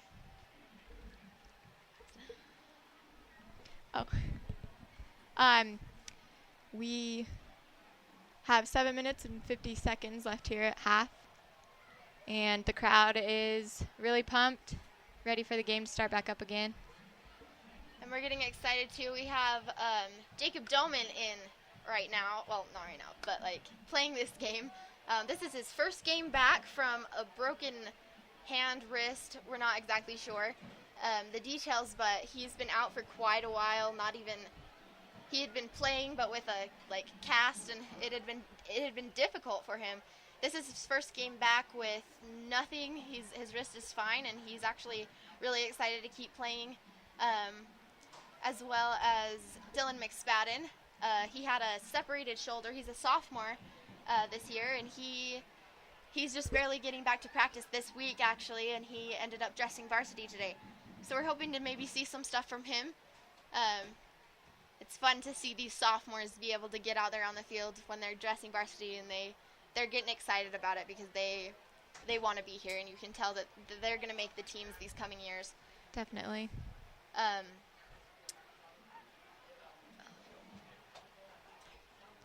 So, another player that we should be watching for is Josh Marsh, of course. On defense, he just makes those hits. I don't know what it is, but that kid can play. He's also the Spencer Romney was voted the Special Teams Player of the Week, which is amazing. And he's sponsored by Taco Amigo. And Wagner was awarded the Offensive Player of the Week, and he's sponsored by Chubby's. And we were also voted number 1 on Desert News' high school football rankings, which is amazing for us because in the past we haven't been doing as well as we would have liked to. But I think we finally got this team put together, and it's really interesting to see them come together and the coach be able to put it all together, it's really fun to watch. Also, Dallin Peely was also awarded Defensive Player of the Week, and he's sponsored by Neaters. So it's been a really interesting game to watch with all these players that are getting really up there in these ranks. We have some good players that are.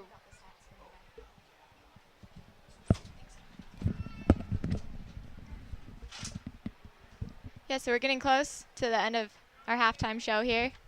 Thank you for all of those who are tuning in. It's great to have your support and the support for our PG Vikings tonight as they play their game. And we also have some of our student council and some other people up on the mountain listening in right now. So it's fun to see that. We have the Timpanogos players coming on the field right now, getting ready to warm up a little before they start the second half. They seem a little exhausted, which is good for us. But the G will be lit tonight for homecoming. So if you're out there late at night, it's actually already lit. Is it? Yeah. So look outside if you are at home or in your car in PG or anywhere near where you can see the mountain. It's kind of a cool tradition for us, and it's really good for these boys to be able to know that that's for them. You know, it's for their homecoming game, and they're making it happen because in the past our homecoming games haven't been so great. Last year we got demolished, so it's been good to watch us take it this year because I think these boys deserve it, and they've practiced hard, and they're coming to win. Definitely. They put a lot of effort into this, and I think they're going to come back strong. I totally agree.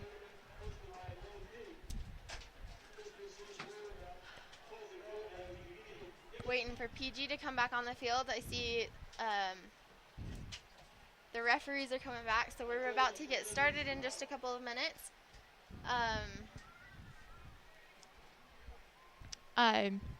Here they come, PG. Almost. They're coming down, I can see them. Well, Timpanogos is all on the field doing their stretches and warm-ups. It's been cool to see some of these runs from Trace Esteban on Timpanogos. He has played varsity baseball for them since sophomore year, I believe, and he's always been a really big star in the baseball on the baseball field. And so it's cool to see him come out and be able to make those runs as a running back, and to see him excel at that as well because he's had a lot of their yards, and he's had a lot of passes thrown to him as a receiver as well. So it's been interesting to watch the transformation between baseball and football because it's very different. Yeah, and I do know that we were nervous for this game just because of the anticipation of Timpanogos. But I know that we're going to do great. And we already are. We're showing it. I guess a funny story from down on the sideline. TJ Wind was down there, and he said something to one of the players on Timpanogos' side, just kind of smack talking, and one of the refs thought he was talking to him, and so he got yelled at by one of the referees for saying all these things at him when really he was talking to another player. So obviously there's been some talk going down on the field.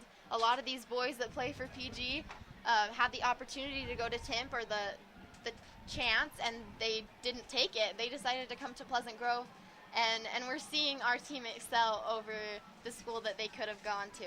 So it's really fun to see these boys play against the other boys that they grew up with, because they never knew that someday they'd be playing high school football against each other.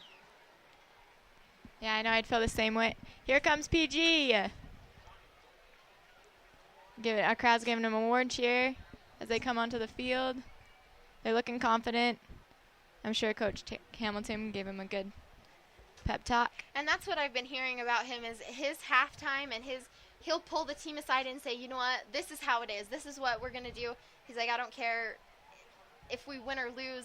I mean, obviously he cares, but he's saying, like, we just play football to play football. Like, that's what we're here for, and we play our best, and it doesn't matter how the refs call the game or what happens, that this is what we're here to do, is to play. For sure. And I think he's been really good at, like, motivating our team to step up and take some of those risks that otherwise they wouldn't take. Because, I mean, it's not an easy game. Football's not an easy game. And some of these boys I know could get pretty timid out there, and I know some of them have, but he helps them find that inside and say, you know what, I can do it, and I can make those hits, and I can make those runs, and it doesn't matter. All that matters is that you're doing your job, and that's what makes up the team. For sure. I think this year our team is very united. You can tell by the way they act at school and the way they act on the field. They just become like a big family, and you can really tell. It's really cool to see only 2 of our players are sophomores dressing sophomores dressing varsity, and we also have a couple of freshmen, which is interesting.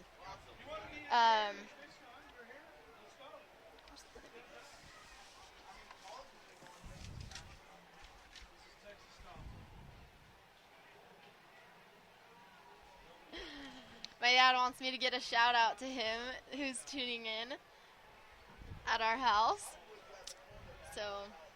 And also we have sophomore Jackson Newman also that plays.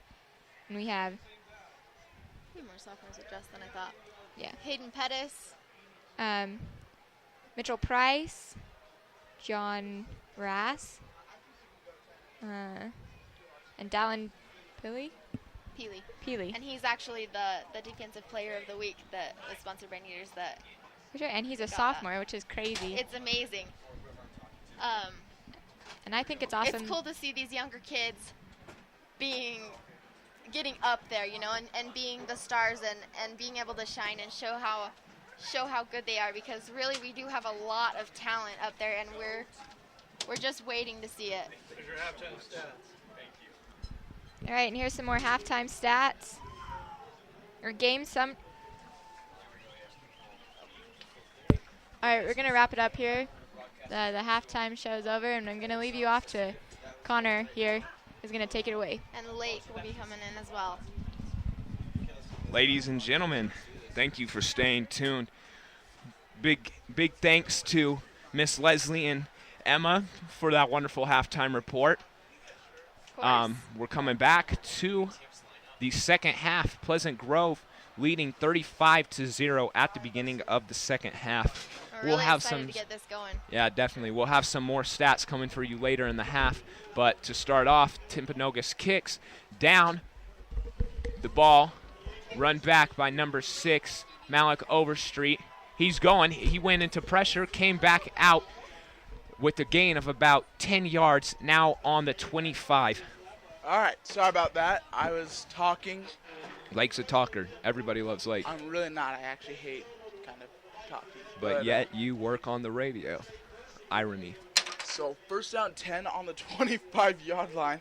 Not sure what just got thrown, but It was these wooden sticks, my friend. here comes the Viking offense.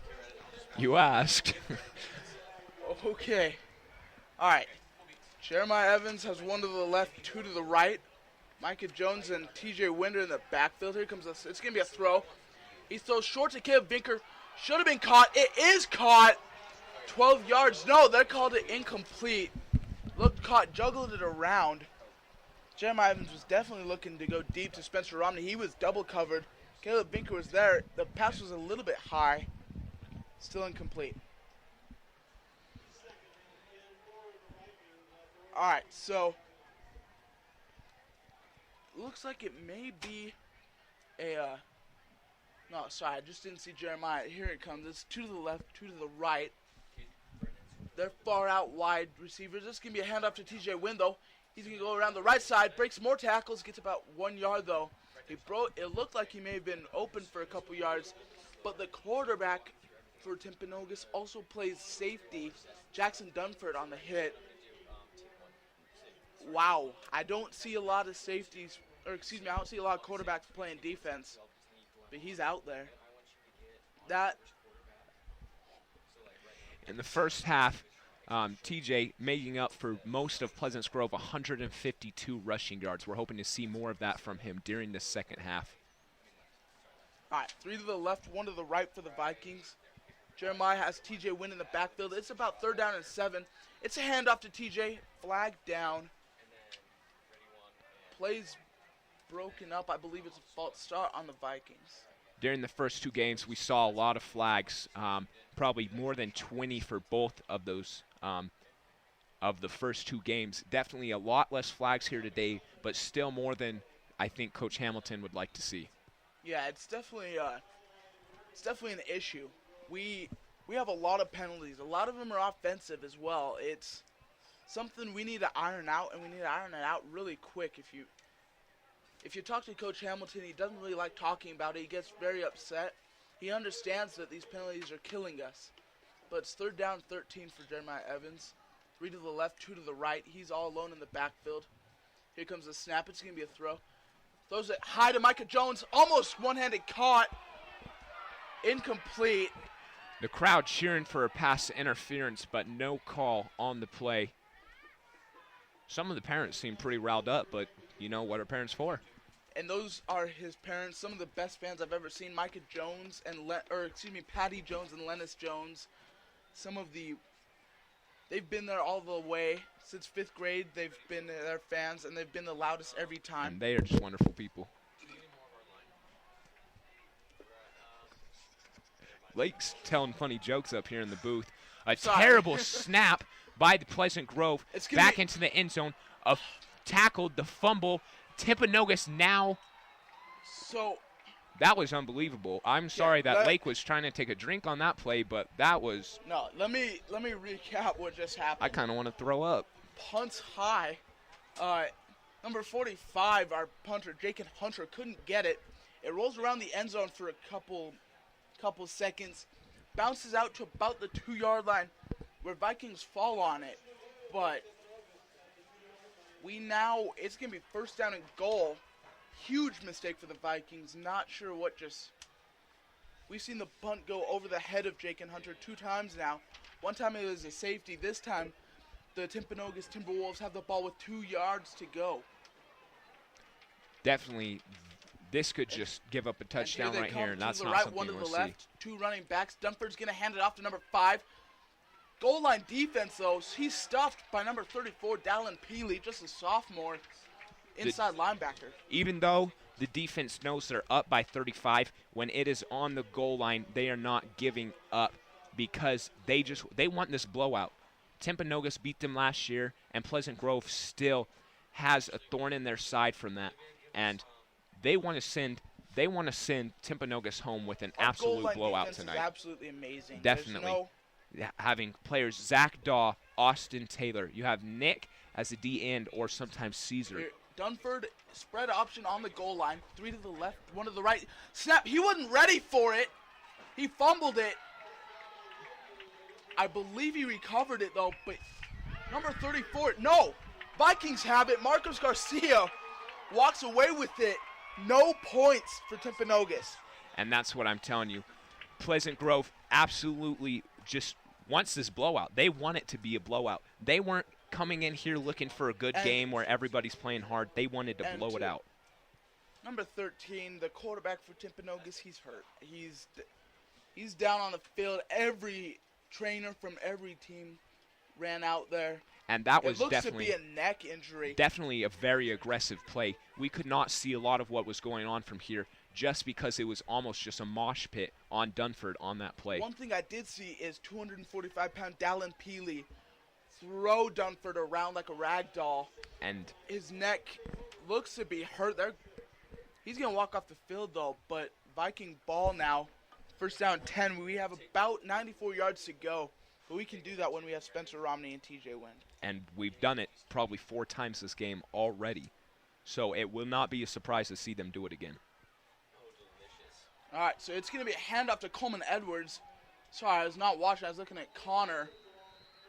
It's about 12-yard like gain, diamonds. but it's flagged down. And with 8 minutes left in the third quarter, Pleasant Grove leads with the ball 35-0. An amazing strip by Marcos Garcia about 2 plays ago, getting Pleasant Grove the ball when they were in defense in a goal line situation. Now have the ball with about a 96-yard drive ahead of them. all right. So Jeremiah Evans has 2 to the right, 1 to the left. He's going to hand off to TJ Wind. Goes up the middle. He's going to break a tackle. He's to the 20. He's going to bounce out to the right side. He's to the 30 now. Stays up with some balance, but trips up. I said balance, and then he trips, but he's to about the 34-yard line. 24 yards on the play. Now, TJ does a thing that's absolutely amazing. You don't see a lot of high school players do, but when he's going down, TJ, being such a powerful and quick runner, he will actually run into his guy and then quickly cut back, faking his guy. The guy will go for the tackle, trying to wrap up on TJ's Wind, and he'll be gone before you know it. All right, 2 to the right, 1 to the left. There's going to be another handoff to TJ Wind. He goes up the middle, breaks another tackle. He's to the 40. Gets tripped up, 12-yard gain that time. 24-yard gain followed by a 12-yard gain. TJ Wind is on one tonight. And that's TJ. In the first half, we had 152 rushing yards, most of them carried by TJ Wind. Absolutely unbelievable first half for him. Here we go. It's 1 to the left, 3 to the right for Jeremiah Evans. TJ Wind's running all over the place trying to find where he needs to be. It's then going to be 2 to the left, 3 to the right. Jeremiah Evans is all alone in the backfield. First down and 10. It's going to motion TJ Wind in. Here comes the snap. It's going to be a fake. Or something. Not sure what happened. I think a flag was called or illegal procedure on the Vikings. Oh, what happened is the Vikings knew it. The play wasn't the way it was supposed to be ran. I'm not exactly sure how much of a penalty it is. It's just 5 yards. First down, 15. 3 to the right, 1 to the left now for the Vikings. Jeremiah Evans now is Hayden Pettis as he's running back. He's going to throw, though. He's going to throw a quick screen to Malik Overstreet. But I believe he catches the ball, but it's down. There's now a flag on the play as well. We're still currently waiting to hear what that flag will be. Holding on the Vikings. Ugly penalties after penalty after penalty. And the Vikings need to understand that they're really making huge mistakes right now. I'm not sure who's yelling at them or who's trying to get them pumped up and to iron out these mistakes, but it's the 3rd game in a row that they've just had a bunch of penalties. And it's killing us. Right now in total, Pleasant Grove alone is sitting on about 11 penalties, with Timpanogos only having about 1.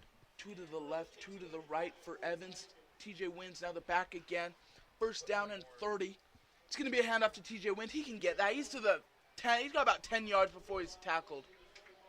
Getting tackled by about 4 Timpanogos players, but quick story, number 13, Jackson Dunford, he went out with an injury. We saw Down Peely lay him out. He's now back in the game at safety. And it's amazing having, and it's also amazing but also very risky to have your quarterback playing both ways. No doubt. 2 to the right, 2 to the left. TJ Wind is the running back. Here comes the snap. It's going to be a throw. Pressure's coming. Jeremiah Evans is sacked. May have lost the ball. Not sure. Now, he held on to it, but it's going to be about 3rd down and about 30 yards, I believe. Timpanogos' defensive line has definitely stepped up their playing here in the second half. We're at the 16, and we need to go to the 50. Sorry, Connor. I cut you off. No, that's perfectly fine. 5 minutes left in the third quarter. 3 to the left, 1 to the right for Evans. It's going to be a pitch to John Ross on the left side. He's going to make no one miss. 2 yards maybe. Excuse me, that was TJ Wynn, number 5. 4th down, it's going to be a punt. Pleasant Grove still having 34 yards to go before a first down, all the way back at about the 20-yard line. They're going to have to punt it, no choice. And the last time we saw a punt, it was a over punt, or an over Snap. over snap. It went over the head of Jake and Hunter, out of the back, almost out of the back of the end zone. Timpanogos had on the 2-yard line. It was about the same distance. I saw Austin Dominguez, the long snapper, practicing on the sideline. Here it comes, though. It's good. It's going to be a good punt. Jake and Hunter's going to kick it. It's long. Number 2's back to return. He's caught at the 40. He's going to go to the left side to the 50. Makes a couple guys miss. He's out around the 45-yard line. But here comes that that Pleasant Grove defense. And we have been loving this Pleasant Grove defense all year. Absolutely amazing. On the defensive line, you have Austin Taylor side by side with Zach Daw. That's like having oncoming traffic coming at you. There's no other way to describe that. That's almost panic mode for That's any run or pass game you want to play. 580 pounds and 2 players on one line.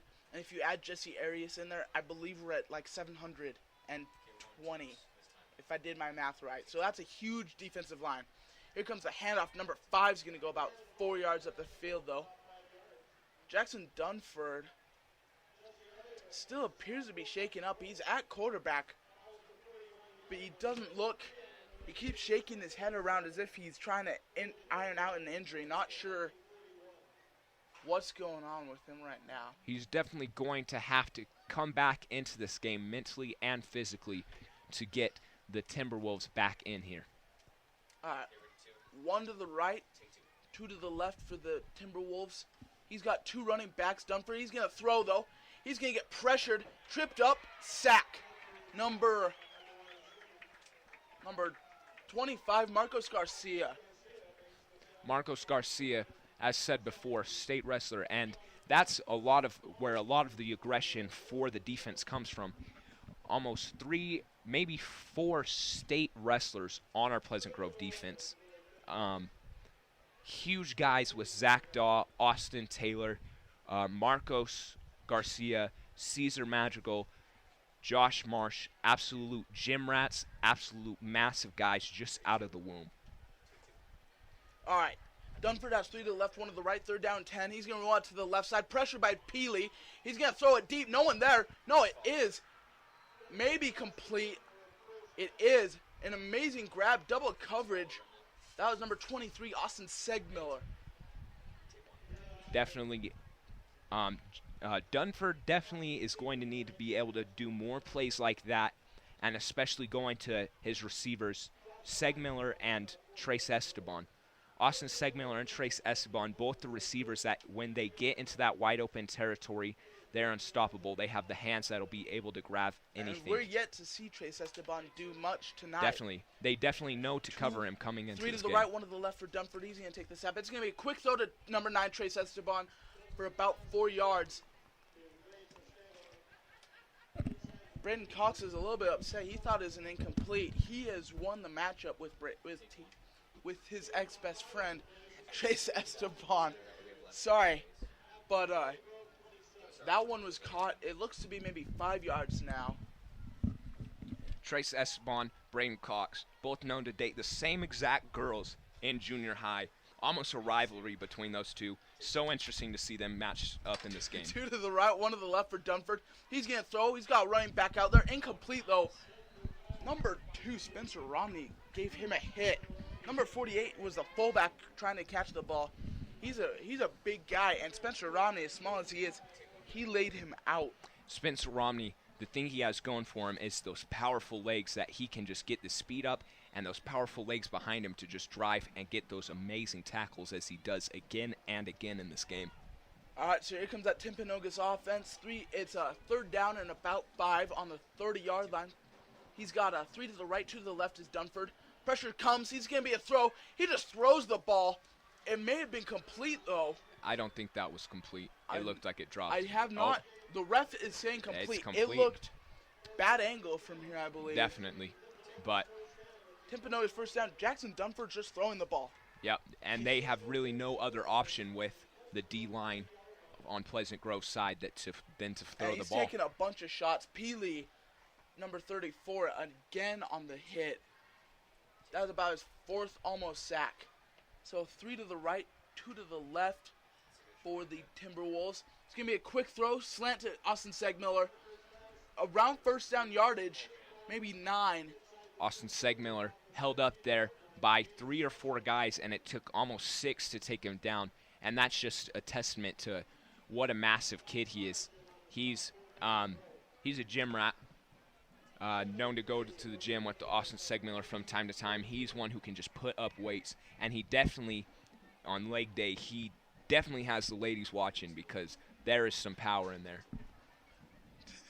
2 to the left, 1 to the right. Dunford's going to hand off to number 5. No, it's play action. He's going to throw the ball. Just throws in the air.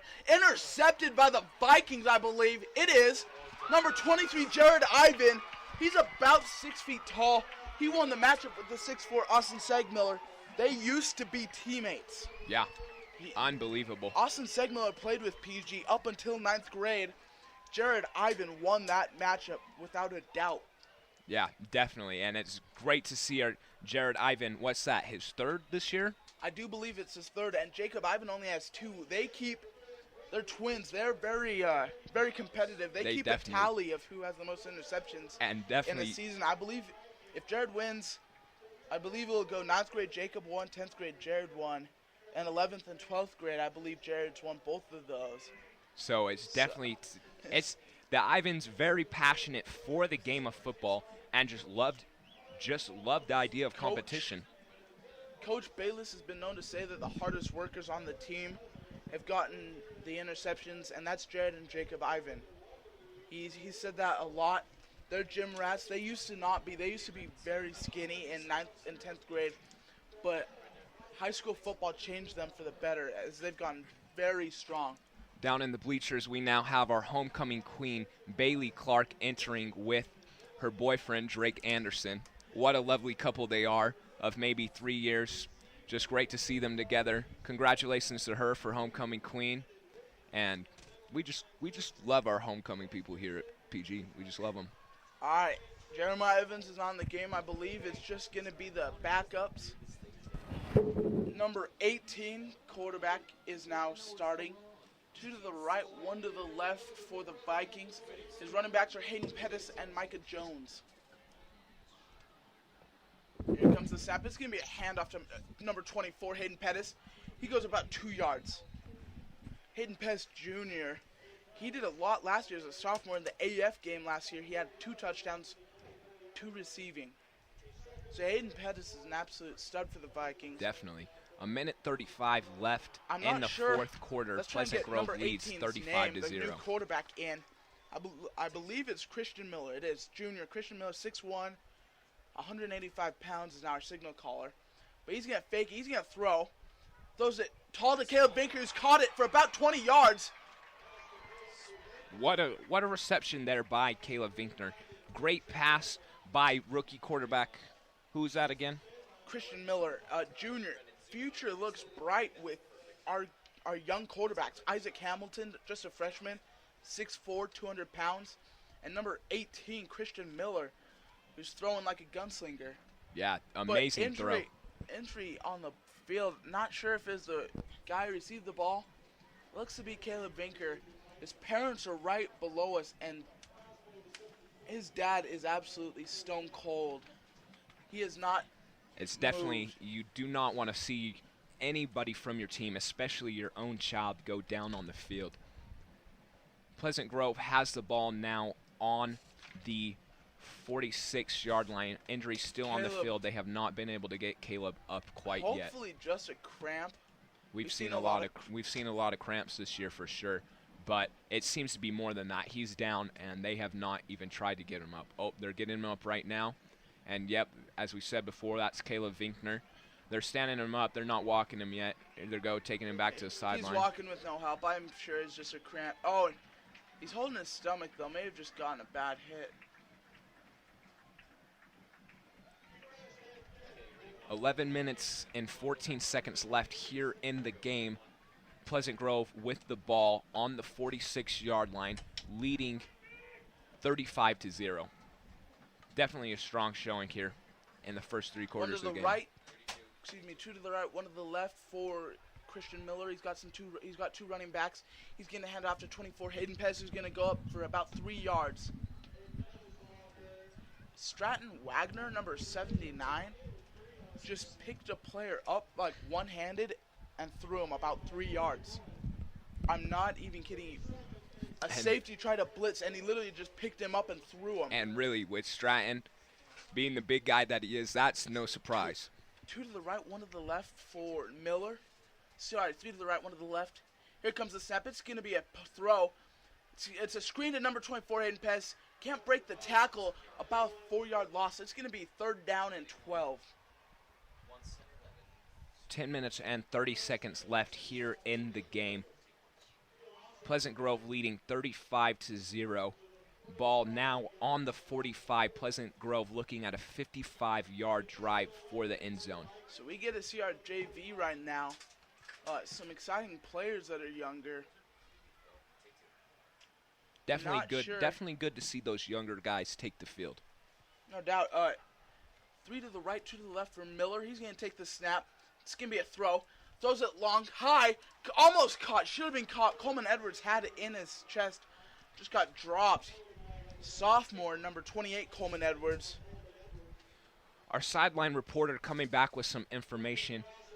Caleb Vinkner sustaining an earlier injury. We have just confirmed that now it is a knee problem. We do not know how severe, but we know that he is having some issues with his knee.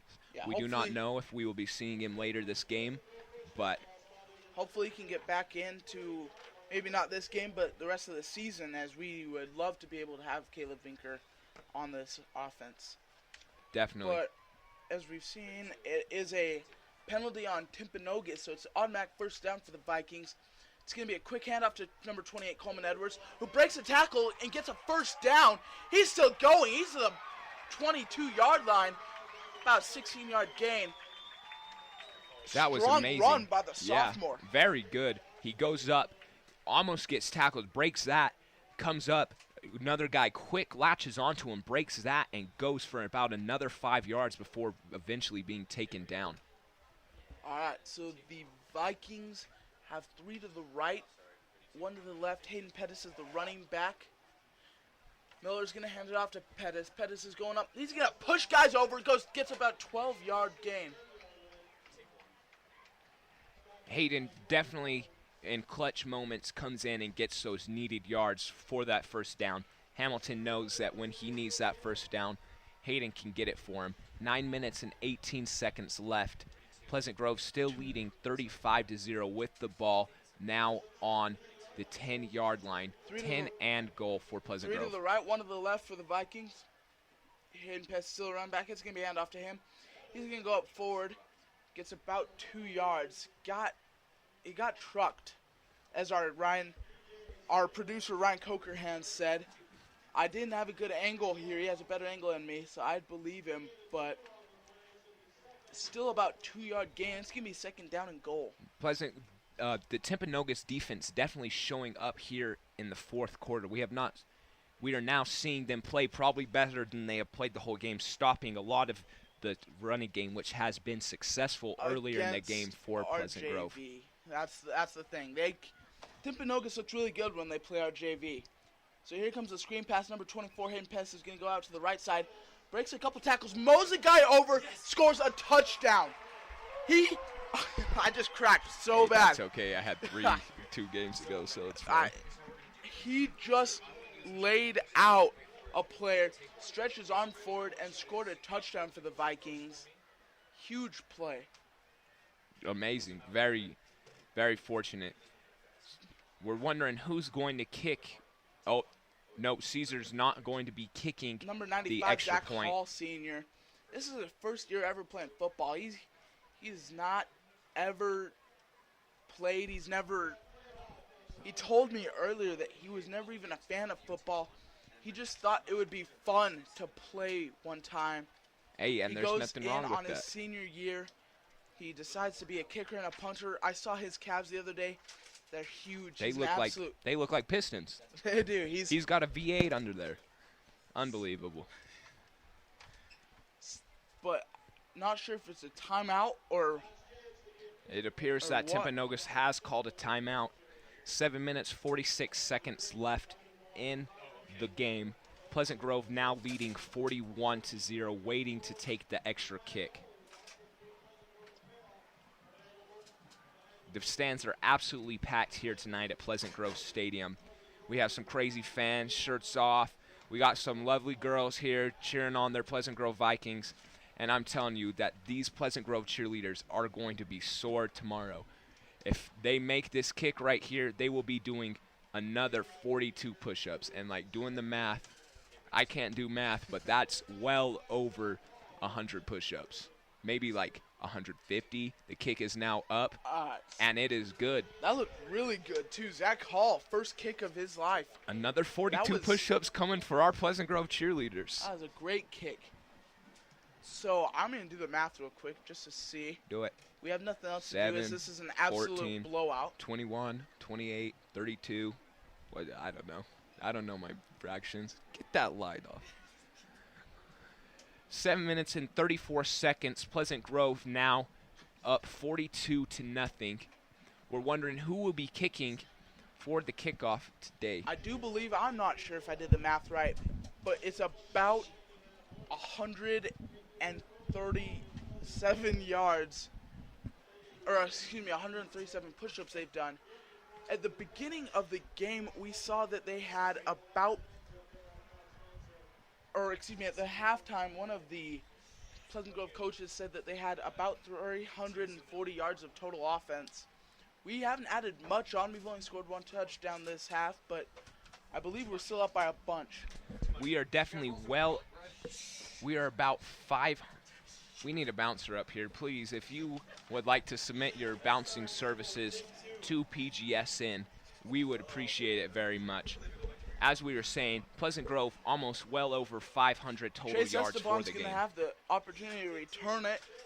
He's going to run out to the right side, but gets gang tackled by about 2 Pleasant Grove players. Timpanogos is not.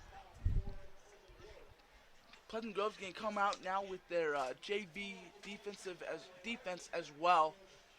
Some of the varsity players look a little bit upset. They wanted to still play. They don't like Timpanogos. Definitely. We lost to them, and we're now up 42-0. Talking to them before the game, they wanted to come in here and absolutely tear Timpanogos apart. And not being able to finish the game is just absolutely driving them mad. 1 to the left, 2 to the right. It's a new quarterback for Timpanogos. He's going to hand it off. Gets absolutely smashed. 72. Who is that? 72. Our rosters are so messed up. Jorge Avalle, 5'10", 220. That's his first varsity showing, but he absolutely smashed that Timpanogos running back. Definitely good to see. 6 minutes and 45 seconds left here in the game. Timpanogos ball now on fourth down, I believe. Correct me if I'm wrong. Second down. 3 to the right, I 1 to can't the read. left for Timpanogos. It's going to be a throw. It's to the right side of number 7. He caught it for about 4 yards, but gets laid out by number 82, Russell Elder, who's now playing cornerback. Russell Elder has had an exceptional game today. scoring a touchdown and getting a pick early in the first quarter.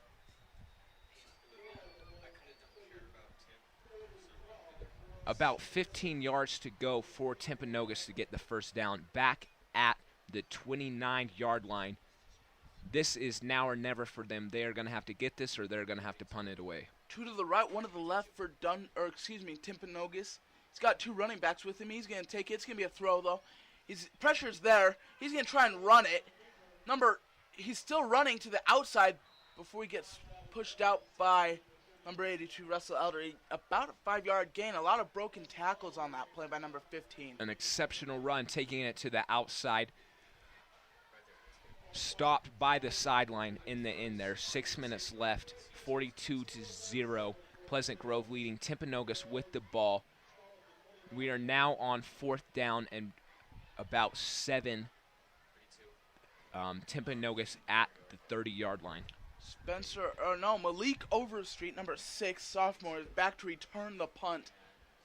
Timpanogos. Okay, there it comes. They didn't have a punter for a second. Here he comes in. Flag down, though. Not sure why. Nothing even happened. I think we're looking at a delay game. Yep, that's what's going to be.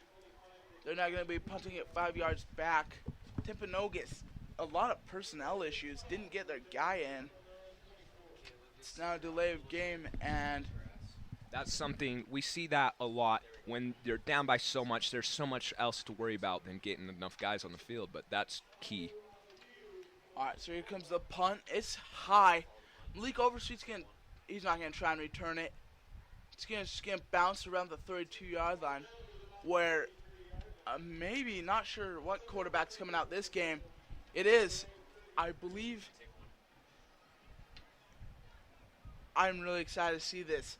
Number 16, Isaac Hamilton, is coming out to play at this game. Coach's son, freshman, 6'4", about 200 pounds. He looks good. He is an absolute stud at quarterback. He's coming out there right now.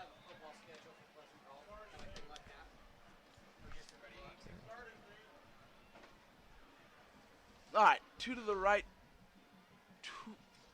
3 to the right, 1 to the left for Hamilton. His first varsity snap. He's going to take it. It's going to be a handoff. Hayden Pez drags a guy around for about 2 yards.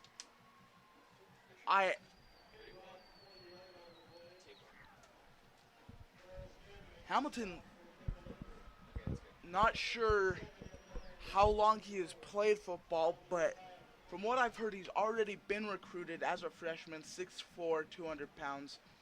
He's an absolute gunslinger. He has a cannon for an arm just like Evans, but he has 3 to the right, 1 to the left. He's going to quick pitch it to number 21 up the front. That's Chandler Davis. He gets about 3 yards. Chandler Davis, probably first carry of the season, if I'm not mistaken. Second. He had one in the first game when we put our sophomores in JV in. We definitely have a lot of passion when we're here at home. Definitely a lot. The players definitely show up a lot harder at home because they know their great fans are backing them up all the way here. 2 to the right, 2 to the left for Hamilton. 3rd down, about 5 yards to go.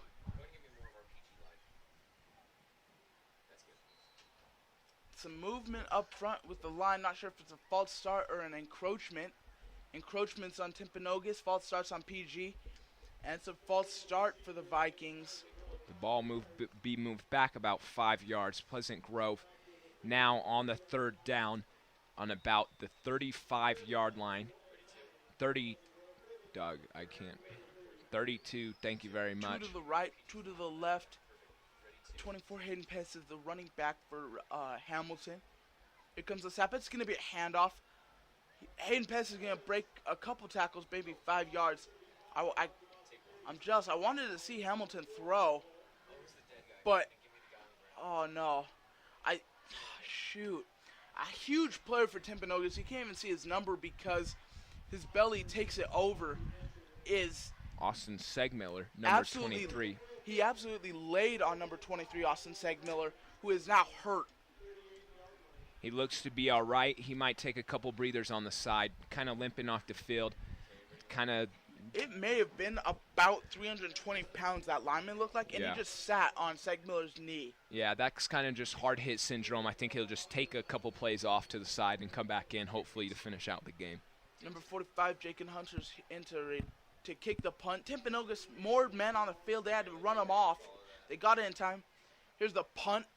Slow, but it's long. It's going to wobble a little bit. Hits a Timpanogos player, I believe. Number 2 returns it, though. He's going to get about 10 yards. Lucky break. Good job by number 2.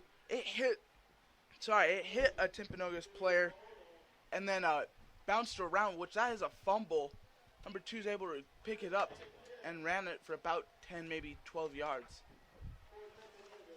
3 minutes and 6 seconds left here in the game. Pleasant Grove still leading 42-0, but Timpanogos with the ball now on about the, let's figure this out. Let's do some math. 5, 10, 34 reminder yard real line. quick.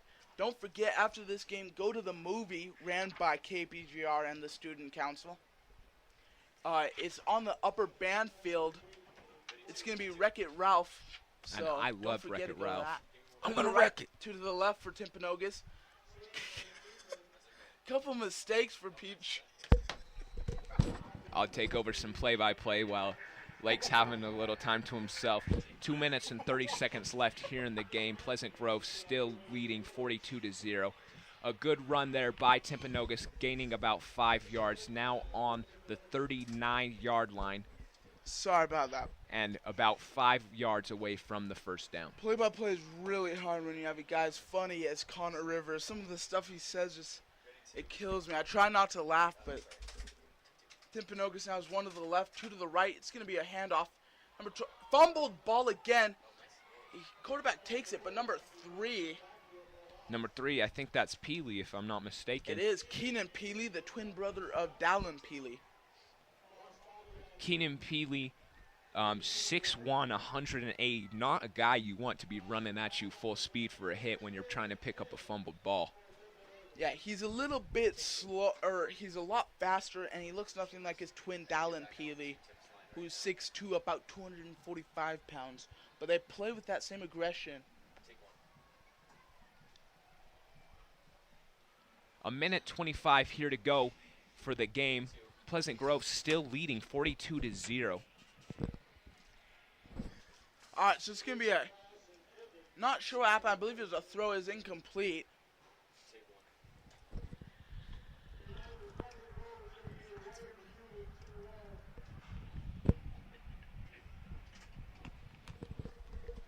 A minute 14 here to go in the game, just counting down the time. Timpanogos desperately trying to get on the board here, but defense for Pleasant Grove doesn't want to give them shutout a so single far. inch. 4th down for Timpanogos. Number 6 is back to return again, Malik Overstreet. They will have to punt it. He drops back for the punt. It's deep. It's not And going to be returnable. Pleasant Grove Vikings get really close to the ball. It's a stupid mistake. You never know. If it touches you, it's If a fumble. Yep. But if that ball happens to bounce any way and it comes at you and it even brushes you, that will be a fumble, and Timpanogos will be able to pick that up. The best thing to do in that situation is just run the other way. If you do not plan on returning it, just get out of there, because that is like a grenade. Hamilton now has, I believe it's knee formation. 50 seconds left here to 42 go. to 0 I is think they'll gonna just run be down the clock. score. It's just going to be a knee. Hamilton takes it. Yeah, Pleasant Grove looking just to run down the clock. Second 40 down. seconds left. The time is ticking down. We saw this last game. Pleasant Grove just will let the time run out and take their victory. Vikings look pumped. Homecoming game. Timpanogos, big rivals. This is a huge game. Timpanogos beat us last year. We lost at their house last year. They come to our house and we beat them 42 to 0. Timpanogos was nothing to what our Vikings are. Definitely could not keep up. The game will end 3-2-1. It's over. Pleasant Grove wins 42 to 0. The teams line up to shake hands. And this is just a terrible position to be in for Timpanogos, just seeing all their mates who play for the other team having to shake their hand after just a terrible loss as that is. Pleasant Grove wins 42-0, a great win for Pleasant Grove on homecoming night here at Pleasant Grove Stadium. We'd just like to say one more time, this game, PGSN, is brought to you by, it's brought to you by PGSN, that's what I'm trying to say, is dedicated to the man Taylor Downard. Just an amazing kid, fun personality, really love him. So we're able to, we're really excited to be able to broadcast this game for him. So thanks a lot for listening. Quick post-game show, just a bunch of shout-outs is really what we need to do, I believe. When the score is this big, there's not much you can say. It's PG domination. We play Mountain View next week at Mountain View. Don't forget to listen to this game. It's a lot of gas money you'd be spending if you did go, so you might as well listen. 7 o'clock next week on Friday. But just a couple of quick shout-outs to people tweeting us at the PGSN Twitter account. PG Sports Network is the name. Skylar Shannon is the first one that comes to mind. Absolutely class kid. He lives in Vegas, watches the Deseret News live stream, listens to us. Thanks to him, thanks to Alta Majeka, who brought pizza and a bunch of candy and a bunch of drinks up to us when we called for it. But we can't eat it because we're on the mic, so rough day for us. But yet we are still very grateful. Also, some juniors that I don't really know their names, they brought a bunch of drinks just as well. So thanks a bunch to them. Also, Justin Reeves, who listened on the G.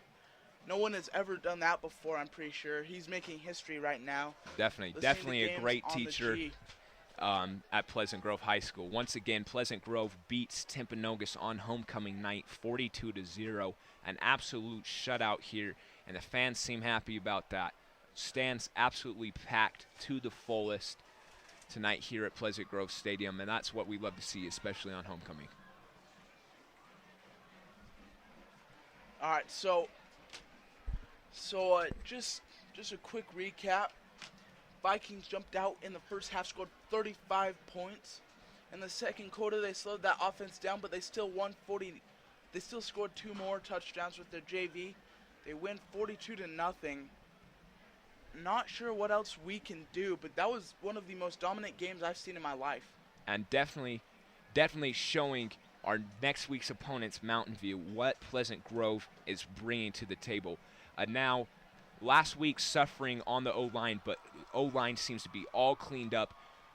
Definitely playing hard for Jeremiah Evans, definitely having us back this game, and we're hoping that we know that we'll be seeing that next week.